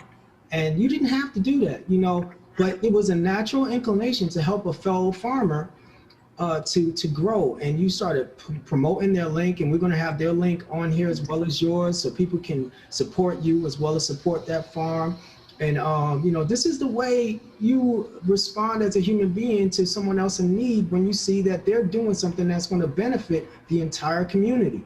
And it just doesn't make sense to me. As I grew up, I saw how people were just so cruel. I was the type of child myself that if I saw even a dog that was stray, I would take that stray dog and put him in somebody's yard. Now, of course, they would see me later and be very upset with me, because their children would say, "Mommy, it's a dog." And they're like, "No, I didn't. What are you talking about? There's a dog in the backyard." And then they'd get, "Oh my God, look at the mess you put me in." Now I figure out why they were upset with me, but my intention was only to give the dog a home. And so it didn't matter that it wasn't a human being. It mattered that it was a soul that needed help. And I helped it, and you had the same inclination when it came to your fellow human being, and may God bless you with that. That's all I have to say about that. That's amazing, And you also mentioned one other thing, and before I do that, I want to thank your husband for allowing you to be on the show, and I want to give him a high five for being a very generous and soul-loving person, to have a great wife like yourself, and I wish your family the best. Really, I pray Allah blesses you for being here, for expressing yourself, and I hope that everybody's getting something from this that's beyond what I can see. All right. Now let's go back and chew back just a little bit, because you mentioned that your husband did not like, correct me if I'm wrong, but he did not use, or he tries to stay away from using organic foods that we get from the over the counter. Could you explain why is that? Why would you not want to get organic? Is it really organic? Or are we cautioned or is it just better? What was the reason in there that he didn't want to use the organic food? I should be more clear. So in organic agriculture, there's a listing. It's I think it's OMRI certified. So we personally don't have a certified organic farm, because you have to register with the government and fill out hours and hours of paperwork. And I spend so much time on homeschooling, I don't have time for filling out, proving to the government that we don't use chemicals. So we just sell direct to people who know us. But So if you want to be certified with the government in the organic agricultural program, you can only use inputs on the farm that are OMRI certified. So that means that they, that they're non-toxic in certain ways. And so kind of just like ourselves, like how we're instructed in how to eat to live, if you follow a certain way of eating and living, that you'll have, healthy terrain in your body, that your body will be able to find balance, and that you'll be able to, be healthy. So similarly, think of the farm as kind of an extension. So a healthy farm will be able to balance itself out. And so I think that's more what he's going for, rather than having to put a lot of inputs. And, there is a lot to be said about, clearly organic agriculture is definitely a better way than the everything that is being sprayed on the strawberries and peaches and blueberries that our little children are eating. Like, we definitely want to avoid those very toxic, especially like the top 12 most contaminated foods. Like, they really do have an impact on life. But more specifically, like organic agriculture, to get a beautiful peach that's organic and without blemish, you do have to use a lot of organic inputs, and to find it in the store. So you may be able to be successful in your yard, but to be able to, get the whole marketing machine in order to get a peach from an orchard to a health food store or an organic section in a big chain store, that's pretty massive. So there's it's like an insurance policy of sorts of that, we'll grow with less chemicals, but there is a lot of inputs. And so we, he's more of an artist, like it's part of his, his way of life, it's what fulfills him doing the farming. So he's more about the art of farming and the way of doing it more like that they would do it in Jamaica, and like just more naturally, that, if bugs eat up a crop, then like the bugs ate up a crop, like some things he just doesn't grow because he doesn't want to be battling bugs constantly. Yeah, I had the same problem in my yard. My gosh. Yeah. So sometimes you give up. And then other times, what inspired that post, and this could actually be like a whole other show, but I'll try to keep it short. What inspired the writings about seeing the full understanding of what the outline of a healthy farm that's woven into how to eat to live. If you understand agriculture and you understand the foods that are prescribed, and you really overlay the two of what does it take? There's a certain framework that emerges that is actually, it hits me more and more each time I really think about it, of the beauty that isn't articulated within the book of what a farm that is growing those foods would look like, and what, to live on one of them, and to have the relationship of having beautiful pastures for your well-raised cows, and then that manure cycle, the nutrient cycle. You have, just all of the whole picture, how it comes together. And it was inspired because we went to this conference on biodynamic agriculture.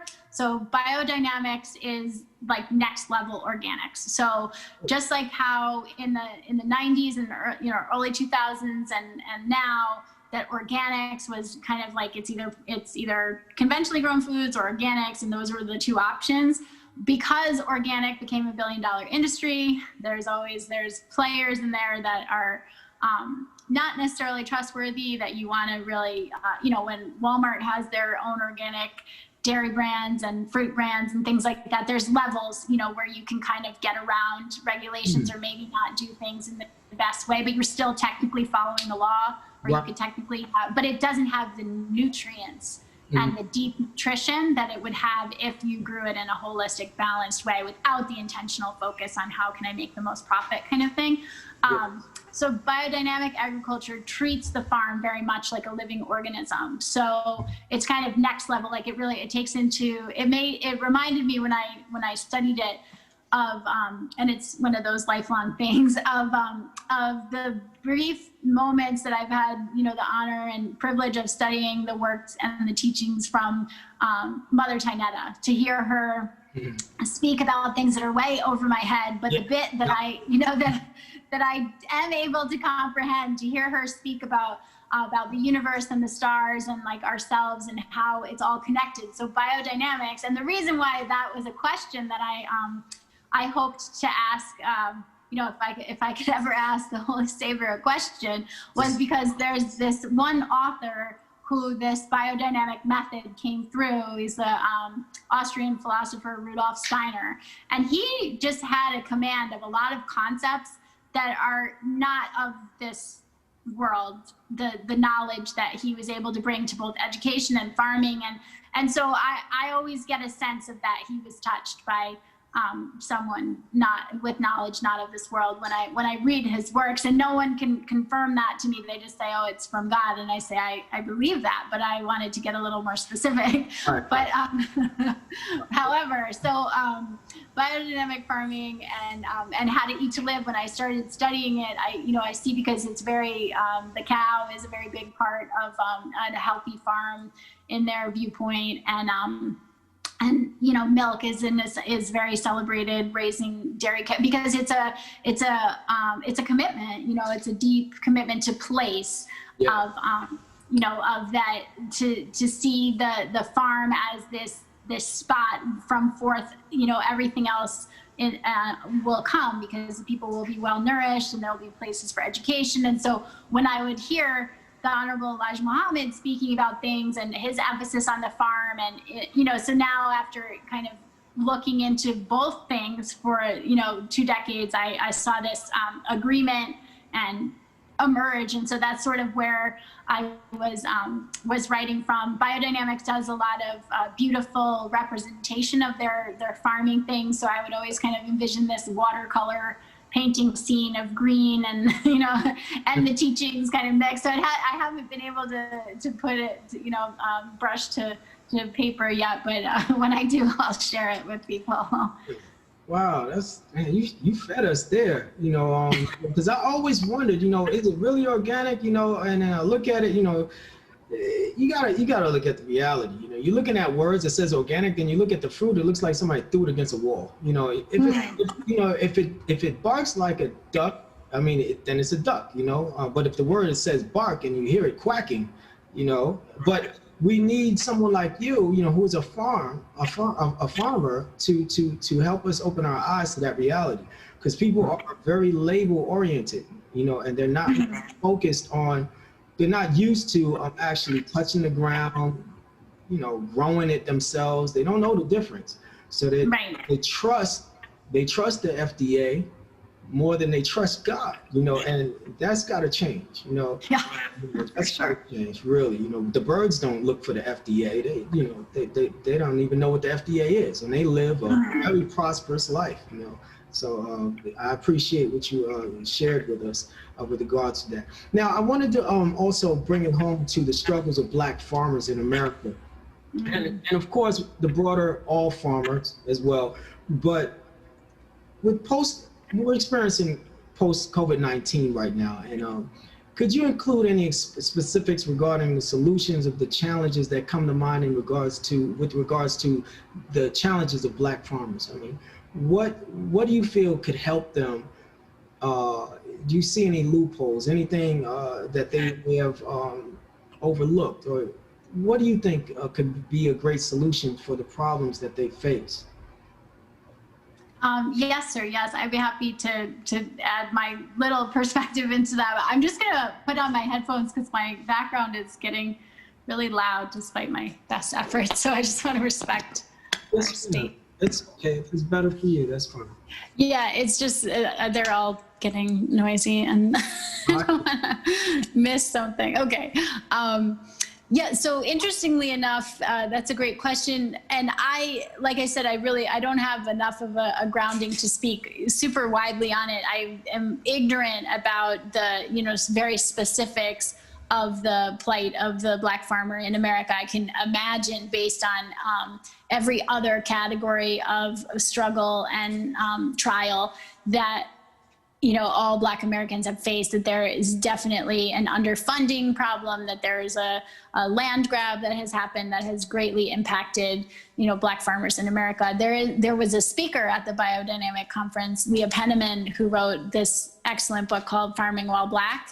And that is the comprehensive summary of American farmers' plight, and also the good news about what, she's doing in an attempt to step into that space, and as a Black young woman sustainable farmer. So that was a transformative thing that is happening now in the farming conferences, is that they're in the organic world, at least in the biodynamic world, that they really were embracing the fact that they have to offer more space to discuss these issues, because we can't pretend like they aren't happening. We can't have these gatherings where everything is organic and try to pretend like, oh, everyone's included, when people do not feel included and issues do not feel like they're being addressed. So that was, it was a really I felt like, a productive time, to have that space at the conference. So I haven't heard otherwise that people were dissatisfied with it. So it seemed like a good,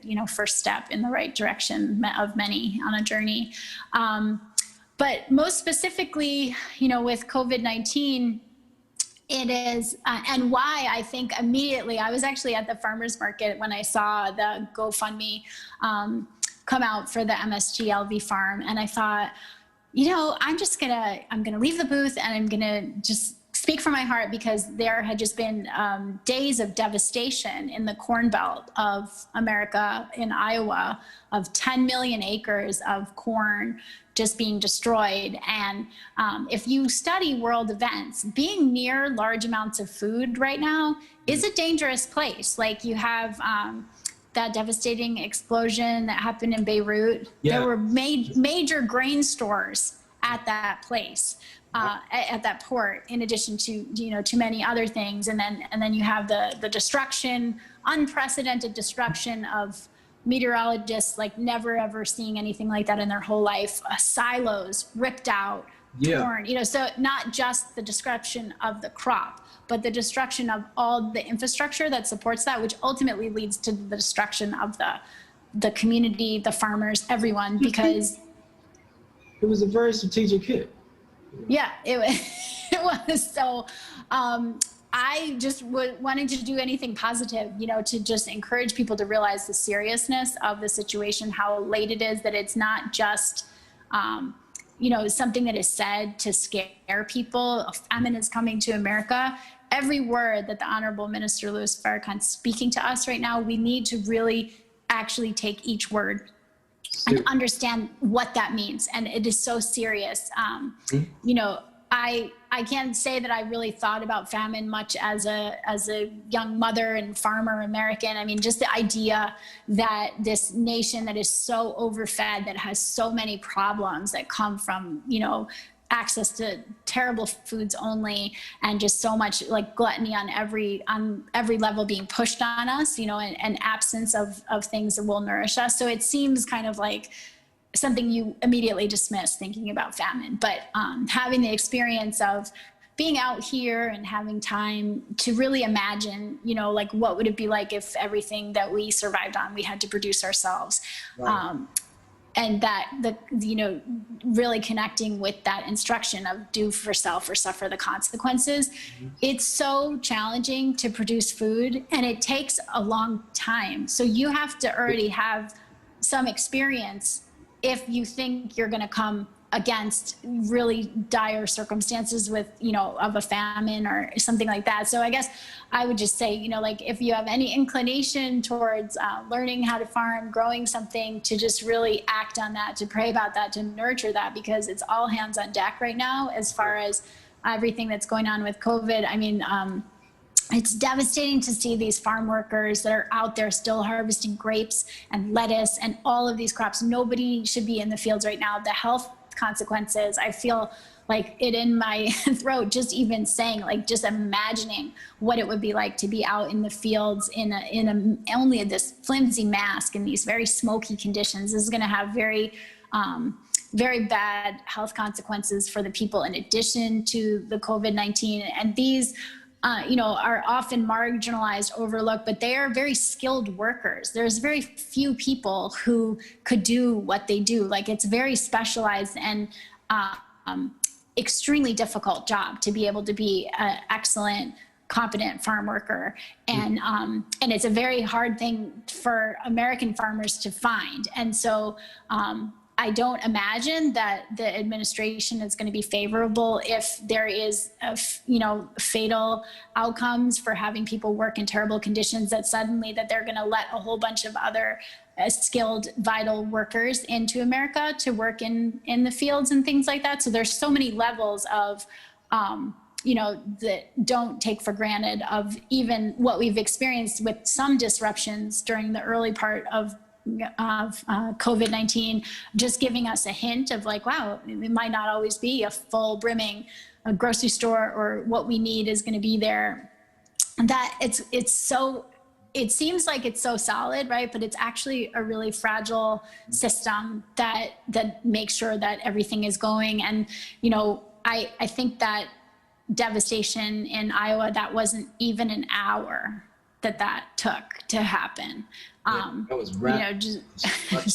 But it was sustained. Like, so it was the short amount of time, but it was also the eternity that it must have felt like to the people that were experiencing that amount of power coming from the forces of nature, ripping through their environment. Like, it was very long time for, I don't know, I think I had read that they, that hadn't been documented, that it was sustained for that long inland, right? Like, that was basically a hurricane in the middle of a cornfield out of nowhere with no warning, next to no warning.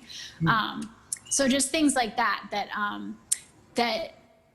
and two, what we were talking about of like challenging the narratives and things, like we always just hear one narrative as far as like, oh, climate change is affecting this and that, to also to challenge that, because I've studied some different sources that are saying that actually we're going into a period of decreased solar activity.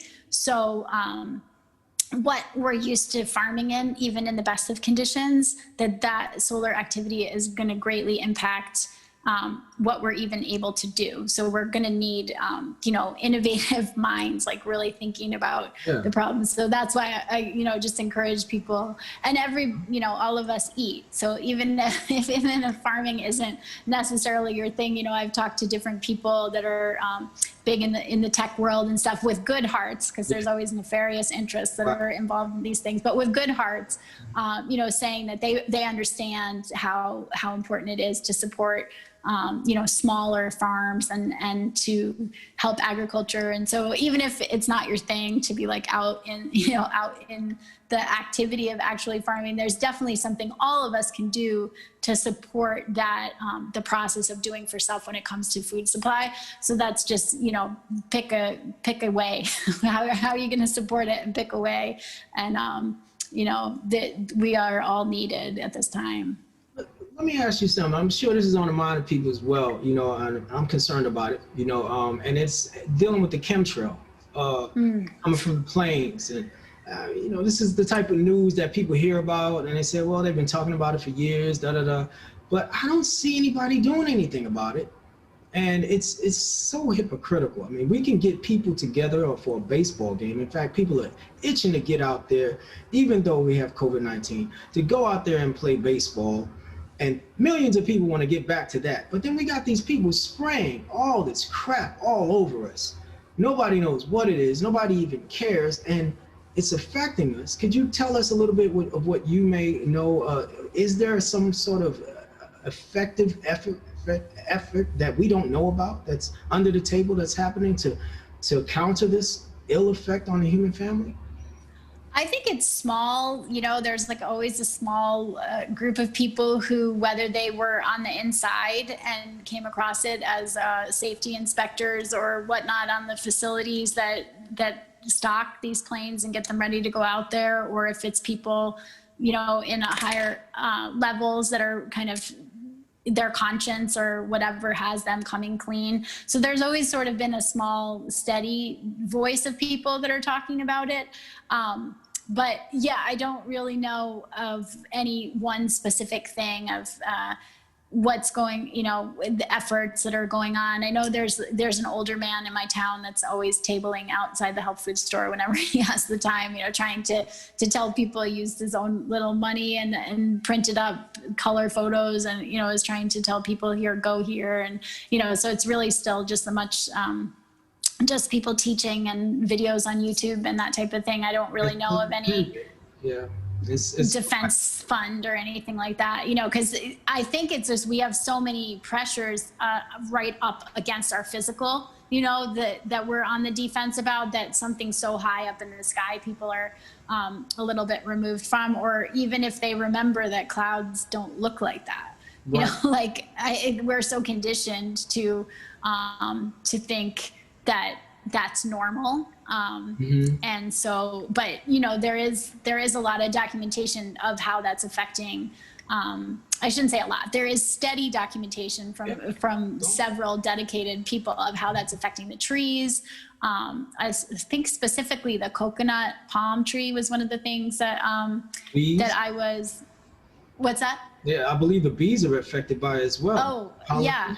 I think, because they're just infants in this science that they think they have mastered, that they go out and act on as soon as they put 2 and 2 together in their own mind. So, we're always in the effect of what their misunderstanding is causing. So we don't even really know the full scope of it, because like you said, there's not a lot of attention. It's not like there's a full scale study going, or that they did any kind of safety testing before doing it or whatnot. So there's a very serious problem right above our heads, and we're not even focused on it. It's just evident, in my opinion, that the human family is focusing, like you said, on things that are just not as important. And, we do need a wake-up call. That's why we have Katrinas and COVID-19s and things of that nature, to bring us closer so that we can look at the true values that matter, to the human family. Let me go into another question here. Okay, we talked a little bit about the fires in Cali, but do you know of any reports on how farms in these 11 states where these fires are burning are being affected by this, and how could this in effect bring us closer to what the prophecy has unfolded with regards to the famine that is gripping America as we speak? On a very small level, I follow hashtags, there's one called We Feed You, and it really gives an in the field look at what most people don't see. Like you made the example of the cashier. Most people do not see what's going on in the fields, and just what people are going through that are working, day and night, sometimes legitimately, out there in the night because the heat index is so high. This was before fire. So, it's greatly impacting thing. And I mean, I think eventually it'll bring the whole system that is really definitely unjust and just too big, and put in the focus in the wrong direction. I think it's definitely going to impact the way things are going, but in the time, so it seems like it's all coming apart at the seams. And then in the interim, that's where the famine is going to come, because while we have knowledge of what we could do instead, and what we could, what we don't want to be doing based on all the data of the negative effects of how things are currently being done, there's that period of time, and this is absent of natural disasters and extreme weather situations. This is just in best case scenario, right? So if you don't have industrial farms that are farming all the meat, and you don't have industrial dairies, and you don't have large scale, vegetable farms and fruit farms, so then what do then you're going to be down to smaller producers who have to figure out how to do it, and we can look at the pictures on my thing of our farm and think, oh, wow. But if you look at, before we even had phones, what it looked like in year 1, 2, and 3. And certainly there were moments where it was beautiful at harvest, but it was much leaner then, so it takes a long time to learn how to do things correctly in agriculture. And then it also takes a long time to recover from your failures and your mistakes. Like you were saying, oh, I had that problem 1 year with my bugs, and it's like that was your harvest that year, right? So you're like, there's always next year. But if you're starving, if there's nothing to eat, like 9 months to get your next crop, that's a really long time, which is, you know, where the warnings and the specific instruction that the Honorable Elijah Muhammad told us to be prepared and have, you know, dry goods in our home and specific dry goods and to eat. You know, that's where kind of the eating 1 meal a day and the specifics of how to eat, or 1 meal every other day, or 1 meal every 3 days, where it starts to take on even a deeper understanding when you put those things together of like, oh, then it offers you a mathematical ability to calculate how much things to store, how, you know, like it takes on this whole deeper thing. I always think of How to Eat to Live, that you could write that title so many different ways, like How to Eat to Live as it is, How to Eat to Live, period, How to Eat to Live, underline, How to Eat to Live, exclamation point, you know, like depending on what situation you're looking at, like italics, bold, you know, all of that. True, that's true. I see a lot of variations of that, and people even trying to use it on in their own publications, which I think is a no-no. You know, yeah, you know, but they don't want to cite where they got it from, but they want to try to use stuff. You know, I've seen books like that out there. But yeah, you can't just take little bits. You know, it's the whole thing. You have to take the whole thing in context. You can't edit out the parts that make you uncomfortable. Now, our sister is you know, I watched the video as I mentioned before, and I have to say, from what it looks like you're a master cook. Now, can you express to our viewers how the How to Eat to Live? I mean, you went into it, you know, but has it enhanced your ability to cook? What reading How to Eat to Live, has it taken you to the next level? You know, as far as your skills concerned. Well, I have to say, for many years, How to Eat to Live, I did not understand that book. I would be totally honest in that I got the fasting part, but I was a very strict vegan. So I was very rebellious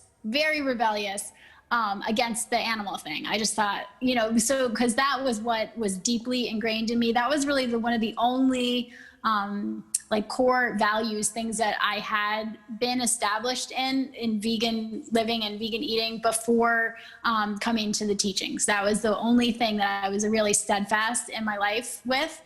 So I had a hard time with that. And so as it would go in life is that, you know, circumstances really wore me down. So I went from being just this like more of what you'll hear now. So in the thing that we described that's happening to the transition of agriculture, you're going to hear a lot of the misconstrued thinking that I used to have back in the 90s and 2000s, or, you know, the first part of up until about 2010, the really mistaken thinking that plant-based diet is the way to go, that everything from animals is bad. And I was really very much like very strict about that. I thought, no, this is the new way. So I was rather confused by, I got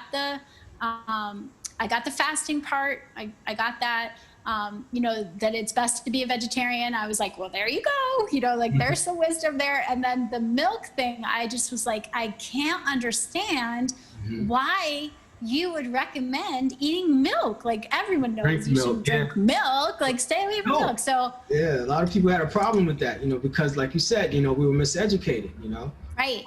So I was very much stuck in that way of thinking until, so like I said, I have a lot of children. So I had 4 children. The first 3, I didn't even think about breast milk. I just thought, you have a baby, you have breast milk. Of course they eat, everything's great, just like in the stories, right? Like it's all great. And I did. I had 3 very easily, you know, well-nourished babies. And then my son, I had, the 4th child was a son.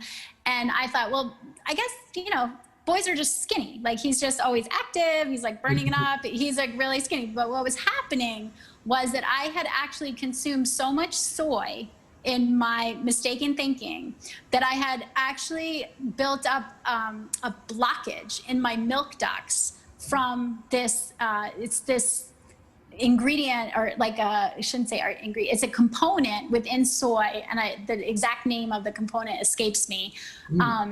but that it had narrowed, kind of like the narrowing of an artery. Like that's something that's familiar to all of us. Well, we don't think about our milk ducts that way, but in people who are not of, I was told by one of my homeopathic doctors that he is a symptometrist, actually. He was a little bit beyond a homeopath.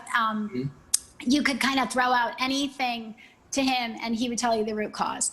And so I had recently met him on a radio program and I asked him, I said, why would a healthy young woman who's able to easily have a child at home not have milk for the children?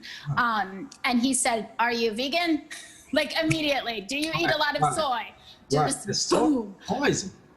He had never met me before. I'm just like a strange caller in on the radio program. Do you eat soy? I was like, yes, sir. I eat a lot of soy. I was, vegan. So he said, that's why. If you're not of Asian descent, you don't have the DNA to break down the components that are in soy, and you unknowingly clogged your milk ducts. And that's why for your fourth baby, you barely had enough. And then when I had the twins, I had one baby that was full term.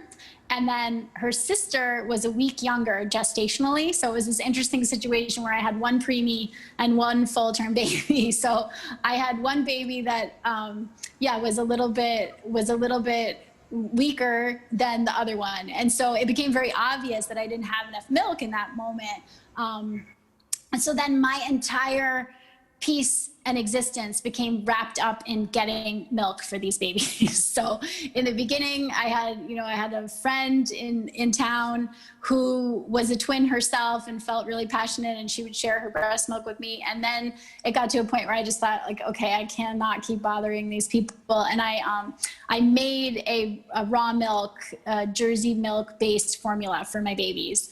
And from the Weston A. Price Foundation, they have about a 20 or 25-year track record of nourishing babies with these very well-balanced formula recipes from cow's milk that you make at home yourself. And so I thought, like, okay, I'm going to take a leap of faith. And I did it wrong with my son. Like, I supplemented him with non-dairy milks when he was, at the age where he didn't need breast milk anymore. But I made a really big mistake with him. So I thought, okay, I have to step out in faith. And I did start reading the book again, How to Eat to Live. And I realized, like, oh, what a fool I have been. Like, this was such a major mistake. But then here Allah has me driving, and when I to the hills, 45 minutes that way, an hour that way. Because in New York, you can't just, get Jersey cow milk very easily. It's not available in the stores. So hard to get it.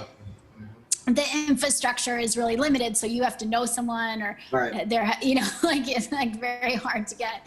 And often the farms that do have it, it's in high demand. So if you suddenly are caught unawares and like, oh, I need to get in on that, like, sorry, you'll have to wait until somebody moves, or kid, they don't need it anymore. So I was faced with this situation where, like, anywhere that I could go to get raw milk, and I was so humbled by it. Like, oh Lord, I was so ignorant. Here this whole time, I'm thinking, like, oh, we're just going to remake the whole agriculture system. Everything will be plant-based and vegan, and we'll be following this. Best to be vegetarian and this and that. And then that's when, so I've had different waves of understanding where I realized just how complete the farm described in How to Eat to Live, if we would be but obedient, how we would be able, to cover everyone's needs, because certainly not everybody needs to eat, all of everything all the time, but there are certain key ingredients that are absolutely essential for life. And while I don't argue that everyone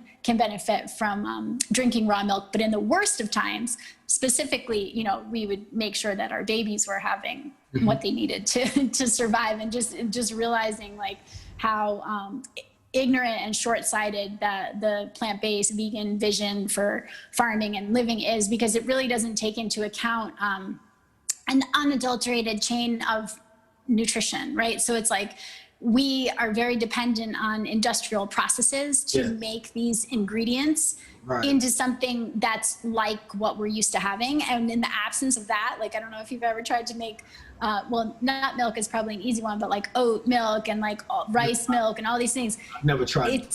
It's terrible. You know, you make rice milk at home, is awful. You try to make these things, it's terrible. And so you're really dependent on heavily processed, factories and that kind of thing, and food scientists who are making mock products of what God intended us to eat in the first place. That's like a very long story, but it's something I'm really passionate about. I feel like, when you that's the one thing I feel like I could say, to Muslim parents and parents that are listening, that's like the one piece of wisdom that if I could really share anything that I wish that I had not listened to anything that the world had said about nutrition on that level, that it was, almost a really negative mistake. Because it was really important to me to not feed my babies like formula from a can, but then also for them to be well nourished. I didn't want to completely violate like what I felt like was the best nutrition. So like of all the things I've learned in parenting and motherhood, that's probably one of the most valuable things that I always try to stress to people. It is valuable that you mentioned that, because raw milk saved my life, and I was, as I mentioned, look how serious and important it is. You bring it up again. Our last interview, we talked about it with Dr. Abdul Aleem Muhammad, and I mentioned it in testimony that raw milk saved my life.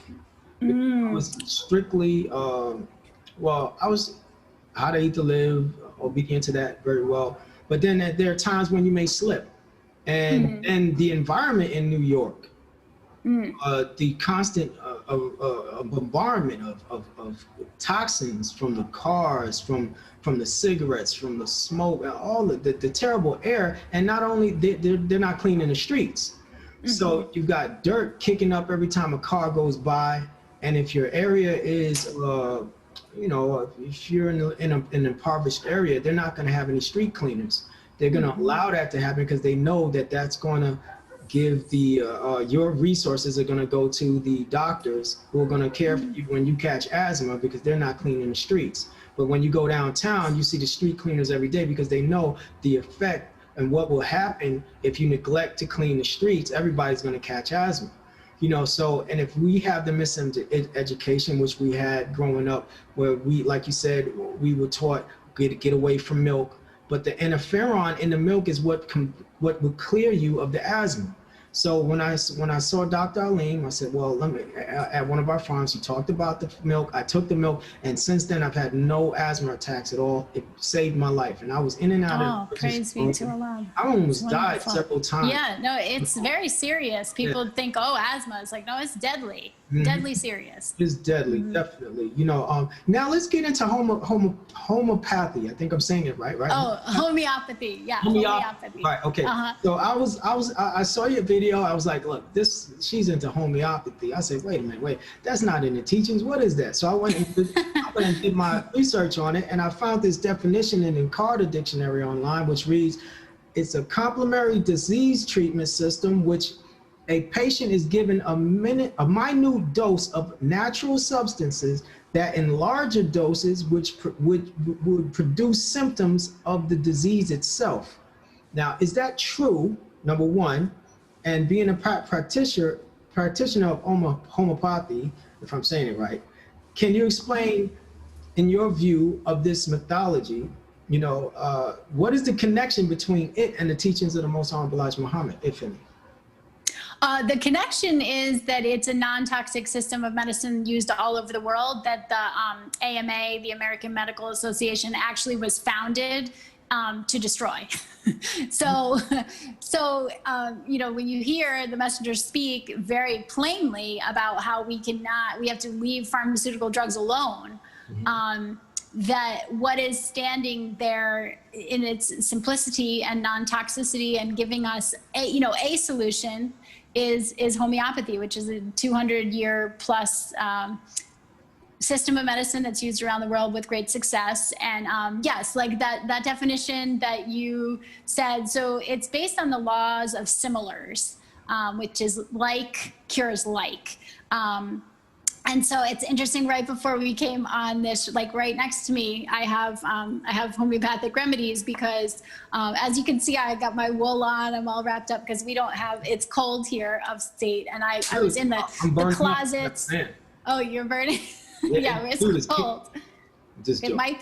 It might be 60 or 65 outside. So I'm in the closets, like, you know, getting out stuff. And so I started sneezing and my eyes were watering. I thought, oh goodness, I have an interview coming up. I can't go on there like blowing my nose. And this is terrible because this was like 1:45 my time. Wow. I'm thinking, what am I gonna do? So I'm like, well, all right, I'm gonna have these here. So for example, this remedy is called Allium cepa.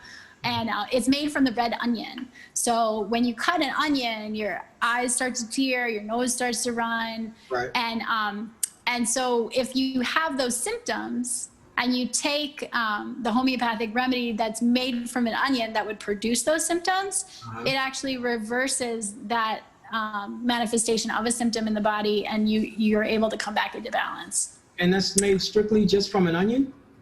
Yeah. So how homeopathy works is it's, many people are familiar with herbal medicine, herbal remedies, how they come in the alcohol-based tinctures. So they make an extract of the remedy, of the herb in the beginning. So and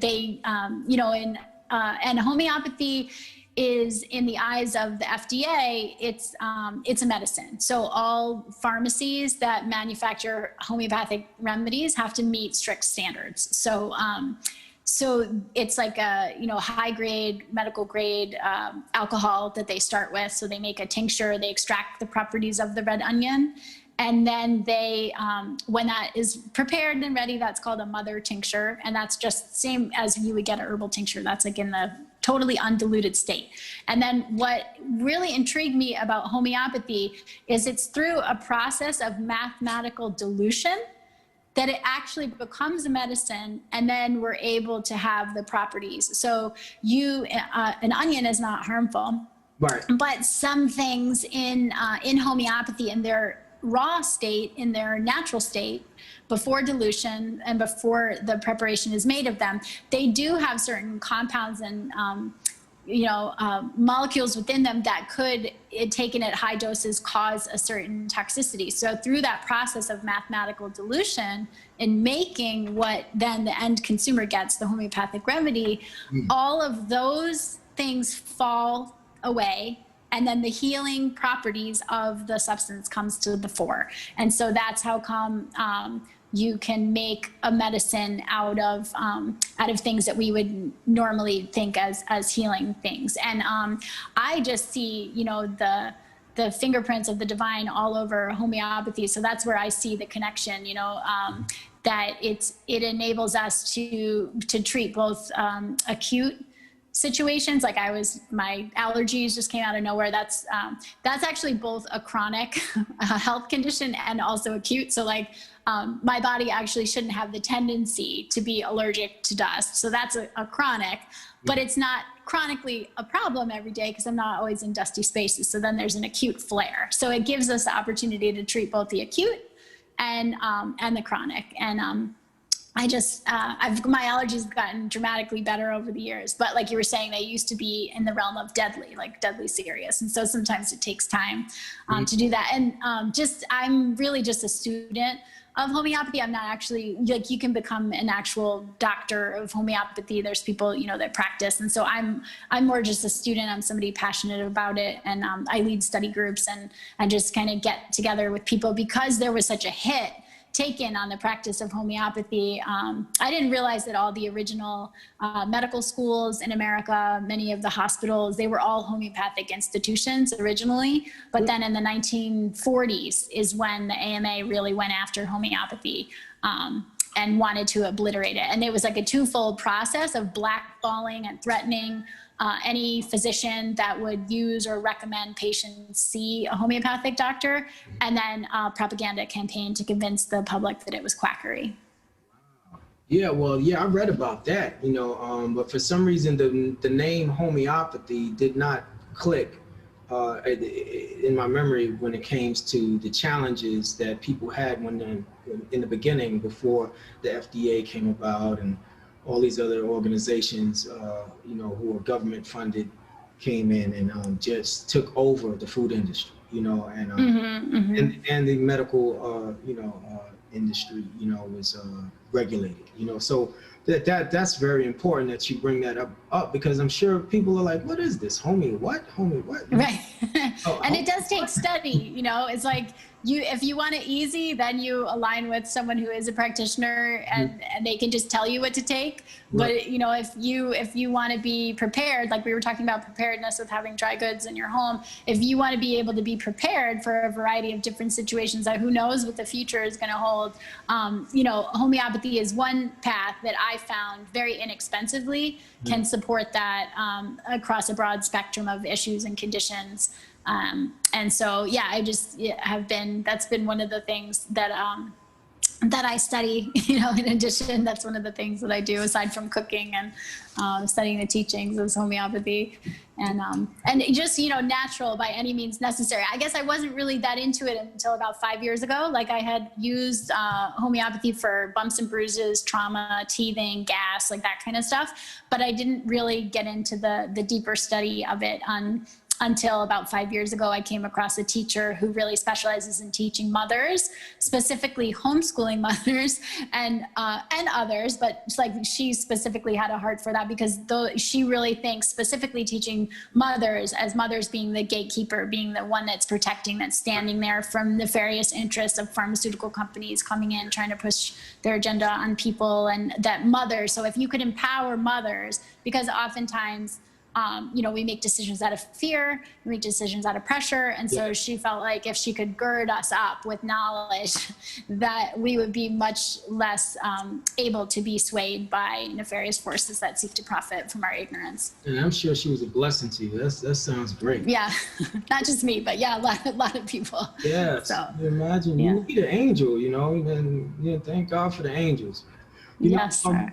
We want to talk about a couple other things. We're almost done, but the navy bean and Lyme disease. Can you explain how the navy bean can help people who have contracted this disease after being transferred to them by, as you mentioned in one of your videos, tick bites? Yes, so this is something that I learned from the same wise doctor, Dr. Maxwell Nardi of symptometry. He's out of Chicago. So being out of Chicago, he obviously knows the Nation of Islam. He too was in a very dire health condition that doctors didn't have an explanation for him. His wife actually, in a last-ditch effort he's a brilliant man, and in a last-ditch effort to help him save his life, she sent him to homeopathy school.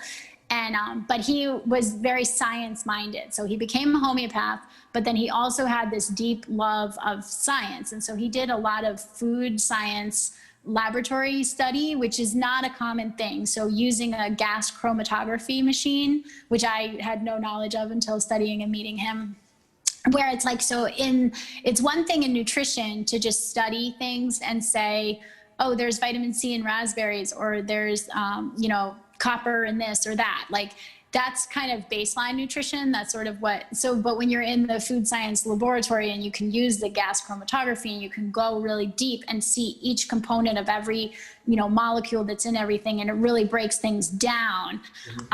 He read the books, How to Eat, Live 1 and 2. And so he took those to the laboratory with him, is how he tells the story. So he's not a Muslim, but he definitely, got a lot out of the books. And so he was always talking about the navy bean. That's how come on the radio program that I first heard him, he was going on and on about how amazing the navy bean showed up on all his tests. And so I immediately bonded with him over that. And then he helped me and my family with many issues. I was a student of his for a little while. And then I went on to study with a teacher who much more understood the struggles of a mother.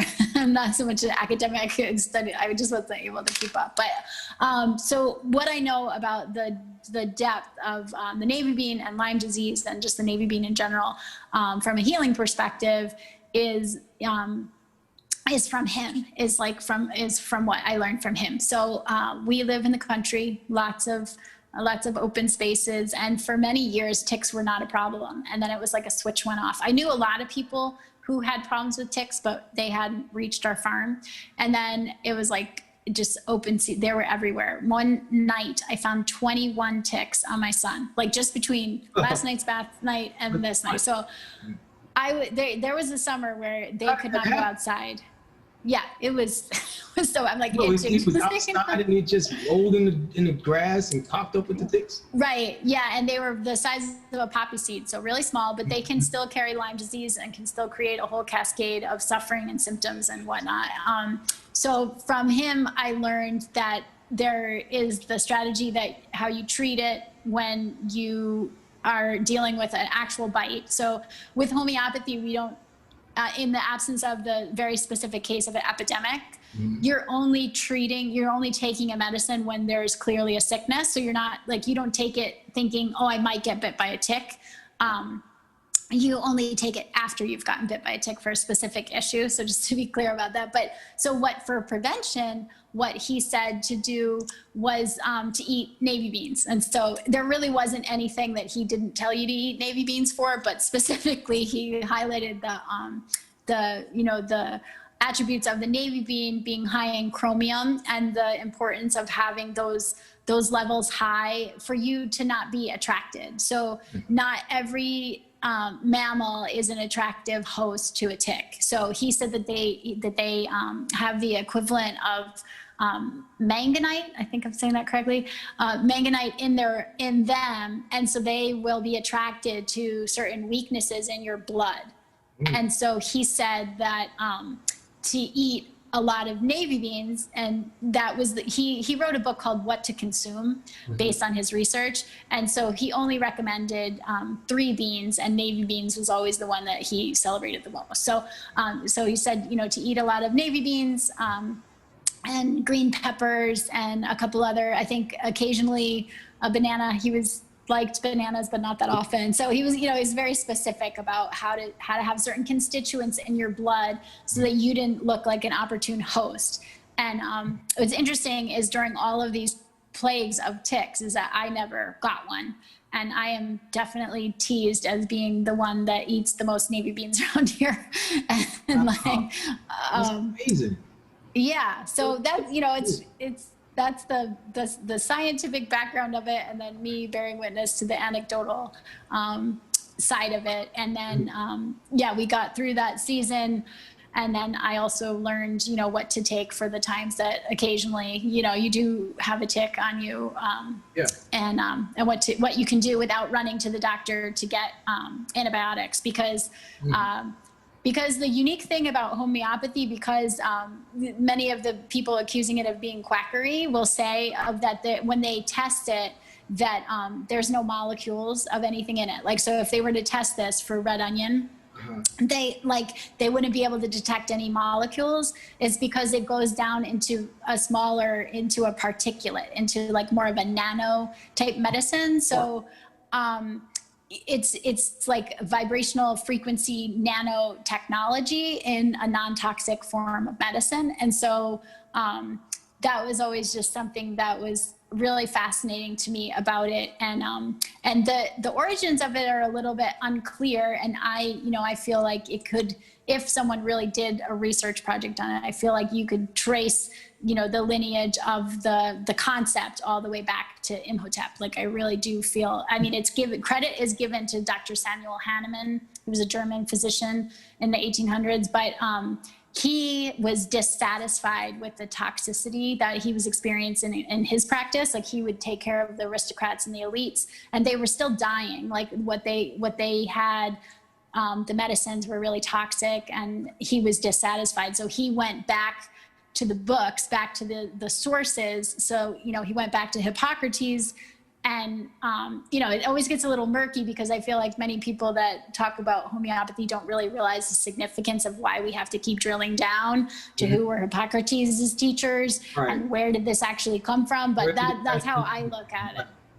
And that's how I look at it, because we don't know where Marco Polo got his information, and Right, the rest of them pretty much followed suit, and it's unfortunate, like, we all know that, the history was taken from us and put in the pockets of others who benefited financially, and that's one of the things that people need. They need to be able to be honest about the history, because that is the remedy for humanity, in my opinion, is what the messenger said. The truth about each other's history needs to be taught. And if we were bold enough to do that, then the sincerity of our hearts would generate peace through the activity of learning each other's history, and then just not repeating what caused us to getting into these impasses, these points where we were just at odds. So, of course, I'm going to be at odds if I'm doing something that's going to keep your children from eating. Of course, if I'm going to be a good human being, I'm going to stop doing that because your children can't eat. It's just simple mathematics. And it goes back to the origin and the beginning of our interview, where we were talking about the plagues of society and what needs to be done. But I just interjected, I know, but no, I appreciate it. You just pulled something out of me. That's great information about the Navy bean, and the reason why we're talking about that, of course, because the Honorable Elijah Muhammad had given us instructions in how to eat to live, on how important that Navy bean was to our diet. And it combats all the ills that are being put on us on a chemical level, as we're talking about today, and it's being buttressed by the doctor that you mentioned as well. So that's good information, that it's not just the messenger telling you, it's others who have studied, who have actually inspired people like yourself to do what you're doing today, which is inspire and teach others about the benefit of the Navy bean. Now, the Honorable Elijah Muhammad, if you were finished, I'd like to go to the next one. Mm-hmm. All right. The Honorable Elijah Muhammad the Honorable Ms. Louis Farrakhan said, the most noble profession is that of a farmer at Sabina Church, as you mentioned. And can you help buttress that statement by giving us example of nobility within the works of farming that you've witnessed? It's interesting. I took that quote into my heart when I heard it, and then I was writing about that recently, and I thought, profession, I should look up that word. And I have to say, I have never thought about the word profession's meaning beyond like a doctor is a profession, a farmer is a profession, something that you do to make a living. Mm-hmm. I actually didn't realize that it's also a spiritual testimony, a spiritual act. I was ignorant of the meaning of the word. And I always say that I've learned more about the English language and the use of words from studying with the Nation of Islam than I did in all my years of schooling, of just the importance of going back to the actual multifaceted meaning of a word. Yeah, I feel like it is a humbling profession, right? So unless you go into farming wealthy, being a wealthy farmer, perhaps, I'm not saying it's impossible, but it's definitely a leaner lifestyle. It's definitely you can afford the big tractors. Yeah, we don't have a tractor. When we bought our house, it was an estate settlement, so it came with a rototiller, and it came with a riding mower, like a little grass mower that had a bucket on the back. So we still, to this day, we have an upgraded rototiller, but we have a walk-behind tractor, a BCS tractor, and a little riding mower. We don't have a tractor because we don't want the payments and we can't afford the repairs, so we just haven't gone that way. It's character building. I'll say that if you stay focused with it, but that's why I feel like seeing it as an essential piece, as the Honorable Elijah Muhammad taught, like that, the engine of the nation, like to just really hold it. It's not just a place that's growing food that's feeding you. Like it truly is. It's so much more than that. It's if you can secure the farmland, if you can secure the farm, if you can procure and make the food, grow the ingredients that are going to feed your cells on the deepest level so that your mind can work properly, so that you can avoid disease and, overcome all of these. Almost, you would think that nobody's going to be able, it's just so impossible. Like everywhere you turn is the worst of ingredients and food available for cheap everywhere. And then if you want the best stuff, it's like super expensive. So, I think that, it's a great conversation to have of just seeing the farm, not so much like the farmer is one part of the conversation, but seeing the farmer, the person engaged in the occupation as more of that they're doing that out of love for you, because it's not a huge payoff, usually typically that's how they're serving. That's how I do know that the Minister of Agriculture is in the Nation of Islam is very good about educating about the business of farming and about the practical things of those things which I'm ignorant. I haven't listened, and I don't have his book, and I haven't taken seminars with him or anything, but it really impressed upon me of the degree of knowledge that he's imparting on the people that he's influencing and teaching. Because I thought, wow, that is just you mean Dr. what we don't. Yeah, it's just something we don't have, like in my thing, like that. It's not a holistic viewpoint. So when I came, I was like, this is, some very solid nation building teaching. Like I could really see how, yes, he's really doing an excellent job as far as focusing on that, because many of the farmers that I know, that have the heart in the right place for why they're doing it, that the economics is always a stress for people. So then that therefore leaves the community very vulnerable, right? Like, cause I know in our farmers market, some of the guys that were just there, first one there with mountains of food, 5 times what we would grow, a whole crew always looking like they were working 80, 90 hours a week. The farmer owner actually in the field, that from the stresses of life that they fold, that there's not a lot of padding within the economics of many small farms to withstand certain amounts of, impact of negative financial situations. And there's only so long that they can carry the debt. So it's like if people could realize that, the profession that they're doing, they're stepping into that space, not necessarily for profit, but because it's important. It's usually a passion project of people really being passionate about their people that they love and care for, being able to have access to the best of foods, to see it in a holistic way. So, yeah. That's good. That's good. You were pictured on the flyer that we've developed for this show. And you were holding the Minister Farrakhan's latest album, the box set, Let's Change the World. You care to give us a review of this astounding project, this triumph? Yeah, it was just such a blessing to take it in and to hear it and listen to it, because I felt like I was constantly playing like whack-a-mole with the music that my children were exposed to.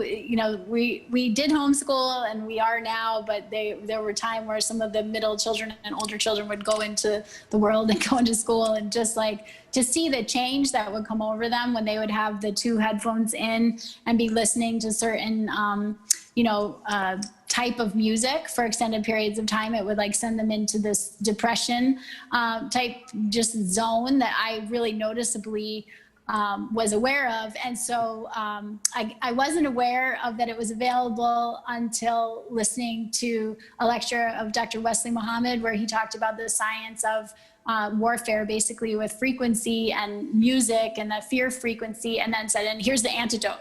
So I went online immediately and I'm like, I gotta get that antidote, because I'm very much into that with homeopathy. And it's wonderful. It has something, for all different times of the day and mood and teaching and just kind of, bringing us into a more hopeful vision of what's possible for humanity, and also acknowledging, the story and the struggle, and it's kind of a complete picture of what we face right now.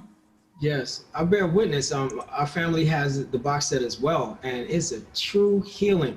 I have to say straight up, Minister Farrakhan has reached the pinnacle of perfection in his work with that violin.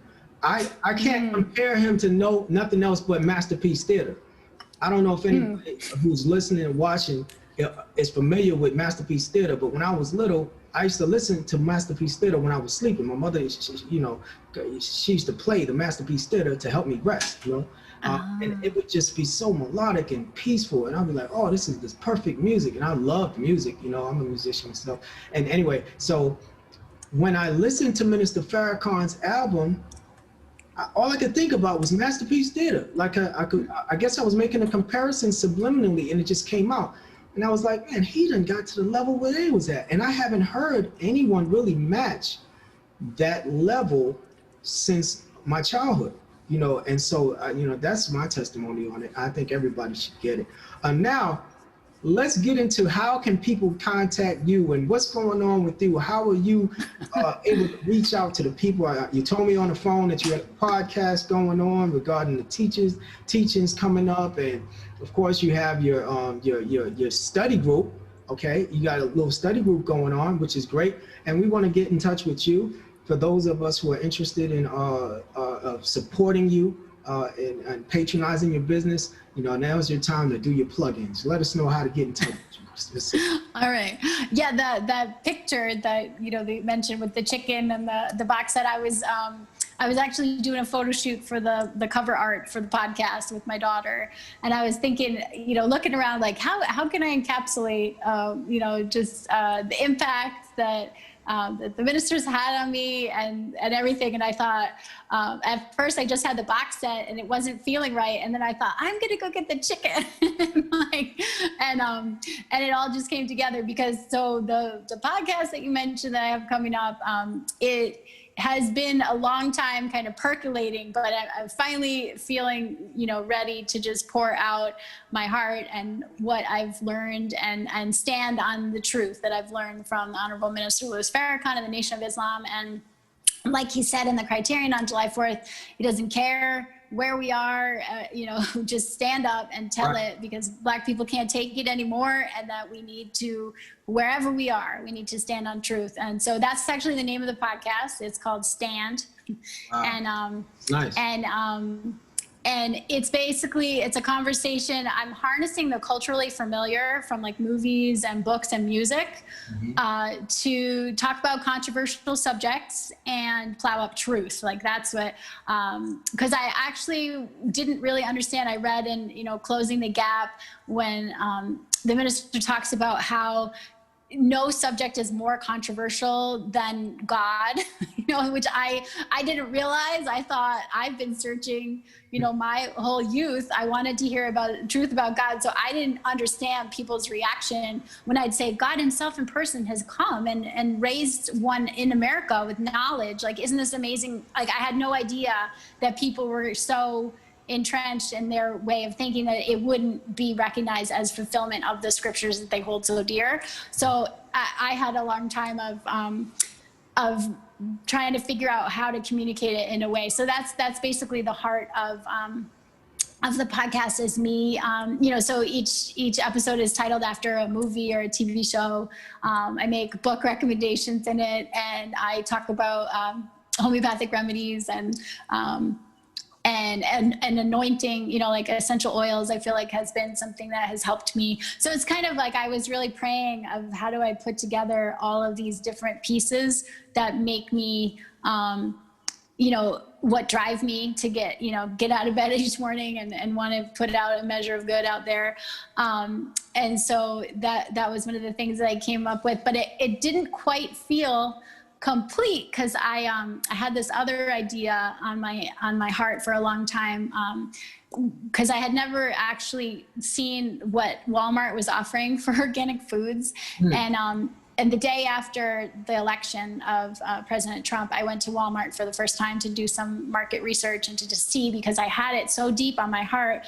I wasn't really studying the prophecy of famine at that time. I woke up just thinking about the evil planners who were always talking about cutting EBT and just cutting access to food. And I woke up just really aching of like, what can I do? What can I do for that? And so I actually have twin podcasts that are coming out at the same time. And I realized that Allah blessed me with the twin babies to show me that, you know, with focus, that I could do two things at the same time. And so I have the twin to Stand is called Nothing But Ingredients. And so it's mostly focused on like teaching, you know, simple skills so people are better prepared for the oncoming famine. And and to just, we talk about doing for self in the kitchen, in the yard, in the farm, and beyond, you know. So that's just like what's going on. And in honor of all these new works, so currently everything is up on our farm website.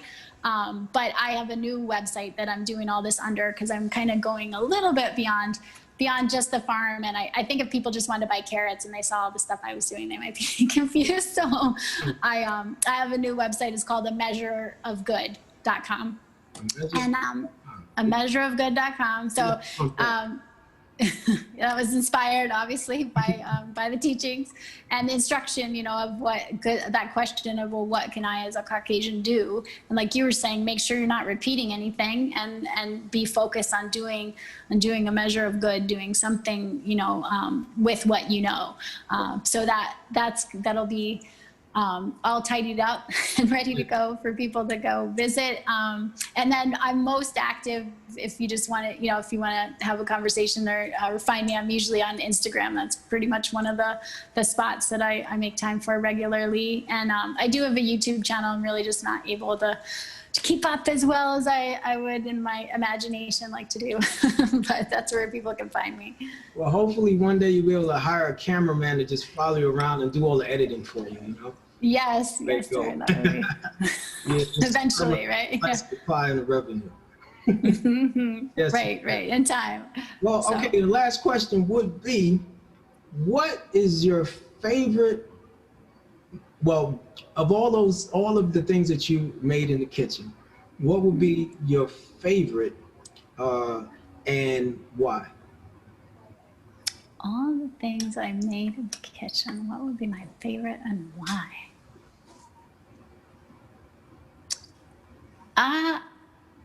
I'm not trying to be cliche by saying this either, but I really do love the bean pie.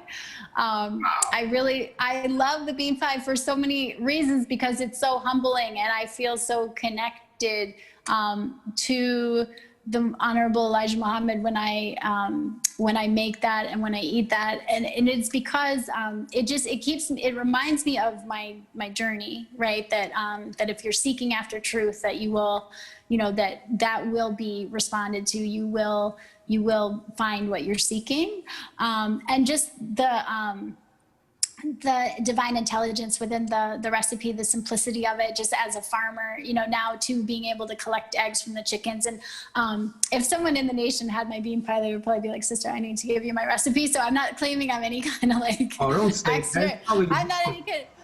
No, I haven't. I'm not, you know, I've never had actual proper instruction.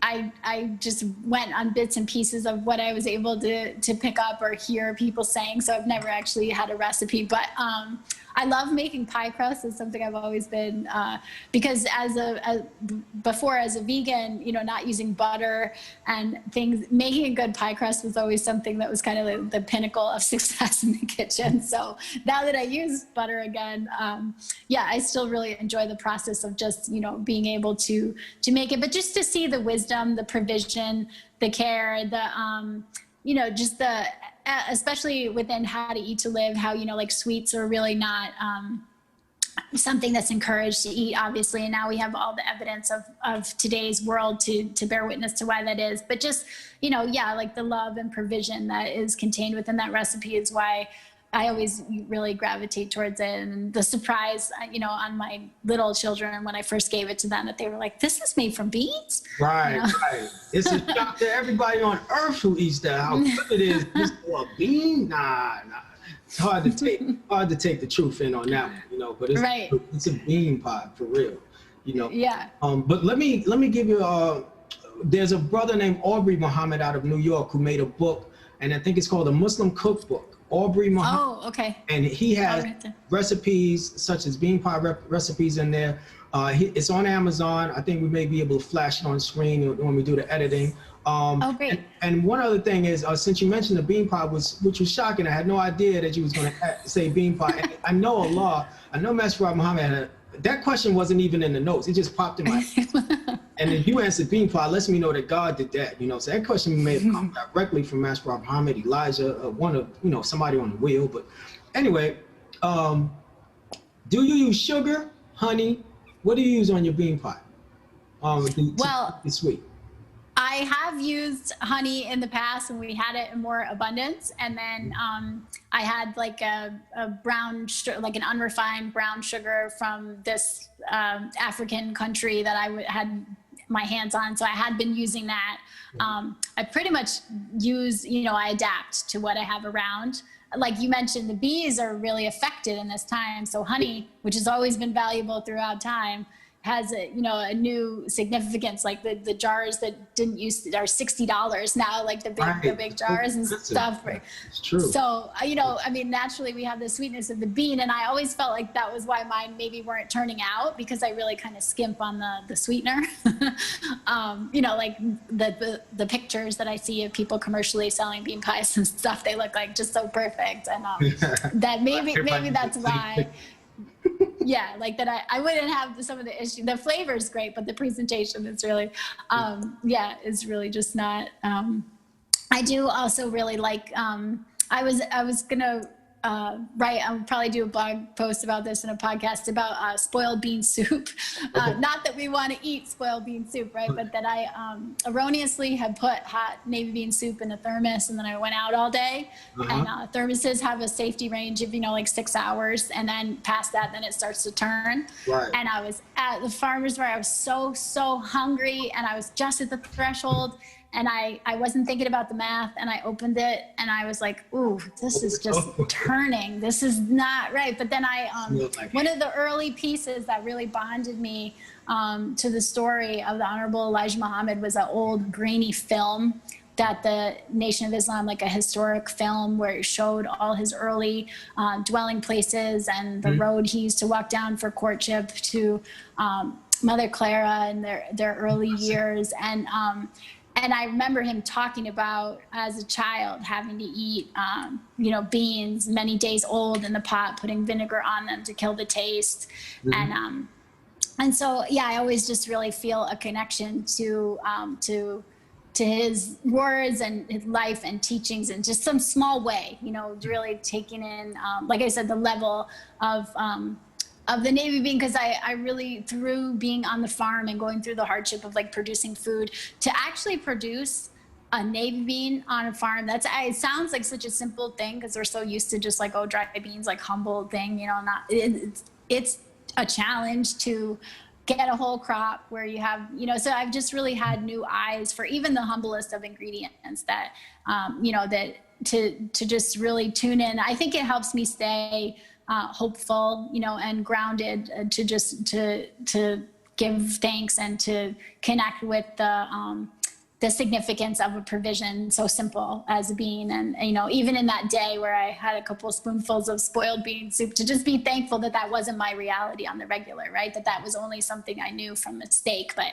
it put in me the word. I think that was kind of the beginning of like, what are we really facing here with the coming famine, the possibility of that? What does that actually mean? That and we think less food within a situation where we still have running water and electricity, like we're just taking in the complexities of the different things that that we might be facing, and just focuses me on gratitude. So that's the word. Gratitude, you express that, and Sister Courtney, Farmer Courtney, I want to thank you for being on our show. Thank you for having me. On behalf of everybody, my family, and all the members of the Saviours Helper family, we thank you, and may Allah bless you. And again, high five to your husband and to your little ones. Maybe one day I'll come on my gold helicopter and drop on your farm. I don't have a gold helicopter. I was just joking. Not yet, but you never know. Don't close the door. Don't close the door to that. No, you never know. But somehow, yes. I don't know where that came from. Maybe that was from the wheel too. I don't know. But thank you so much, sister. And is there anything else you'd like to convey to our viewers who are so die hard? High five to everybody who's been following the Saviours Helper channel. We're about to take things to another plateau, so we do need your support. Visit our websites, definitely. Show your support when you can. And again, is there anything else you'd like to share with us, Sister Courtney, before we say goodbye, or assalamu alaikum to everyone? I would just like to say thank you. I think it's all of the people that are in the Nation of Islam, everyone doing their part, doing their their unique and significant contribution. That, you know, anything that I've come across that has encouraged me, you know, there's always like little things that come across people's paths that encourage people, that turn them towards good and not evil. And so I just want to say thank you, you know, to everyone that is living an upright and righteous life, and an example of, you know, of the new world, of where we need to go. Like when I think of certain, you know, things in the Bible, like Proverbs 31 women, I think of the MGTs. I teach my children that that's what that means. You know, I show them photos, and so thank you for your dedication, discipline, and service to the truth. Wow. On behalf of everyone in the nation, the Honorable Minister Louis Farrakhan, I think everybody would agree that, you know, you have represented very well in the way of Islam as well. And thank you for your words of encouragement for the nation of Islam and the righteous and whole. And may Allah bless you and your family. Assalamu alaikum. Thank you. Walaikum salam. Since the first major sign of rebellion, when the moon departed, first God saw it in plain view, then trouble started, first come better the snake. You know his repertoire, kinda like your brother in jail, calling shots for y'all, while y'all are banging one another like fools, and occasionally hitting babies. Crossfire 22, straight the street, image of fame, Montana locked in their brain. MTV clips was fake, as two jumbo planes knocking down towers. The true fireman said it falls, flag ops, F-stop. They want a whole planet, black hands murdered Gaddafi. He got two girls, Karma bus, two Secret Service. This is God's world, world star taking advantage of your savagery. Can't text it to your son, so you text it to me. I'm about to go in overdrive, shoot you with this dope first. Who would stand up if God asked us, where are my angels? There's always a cross when you stand up for right.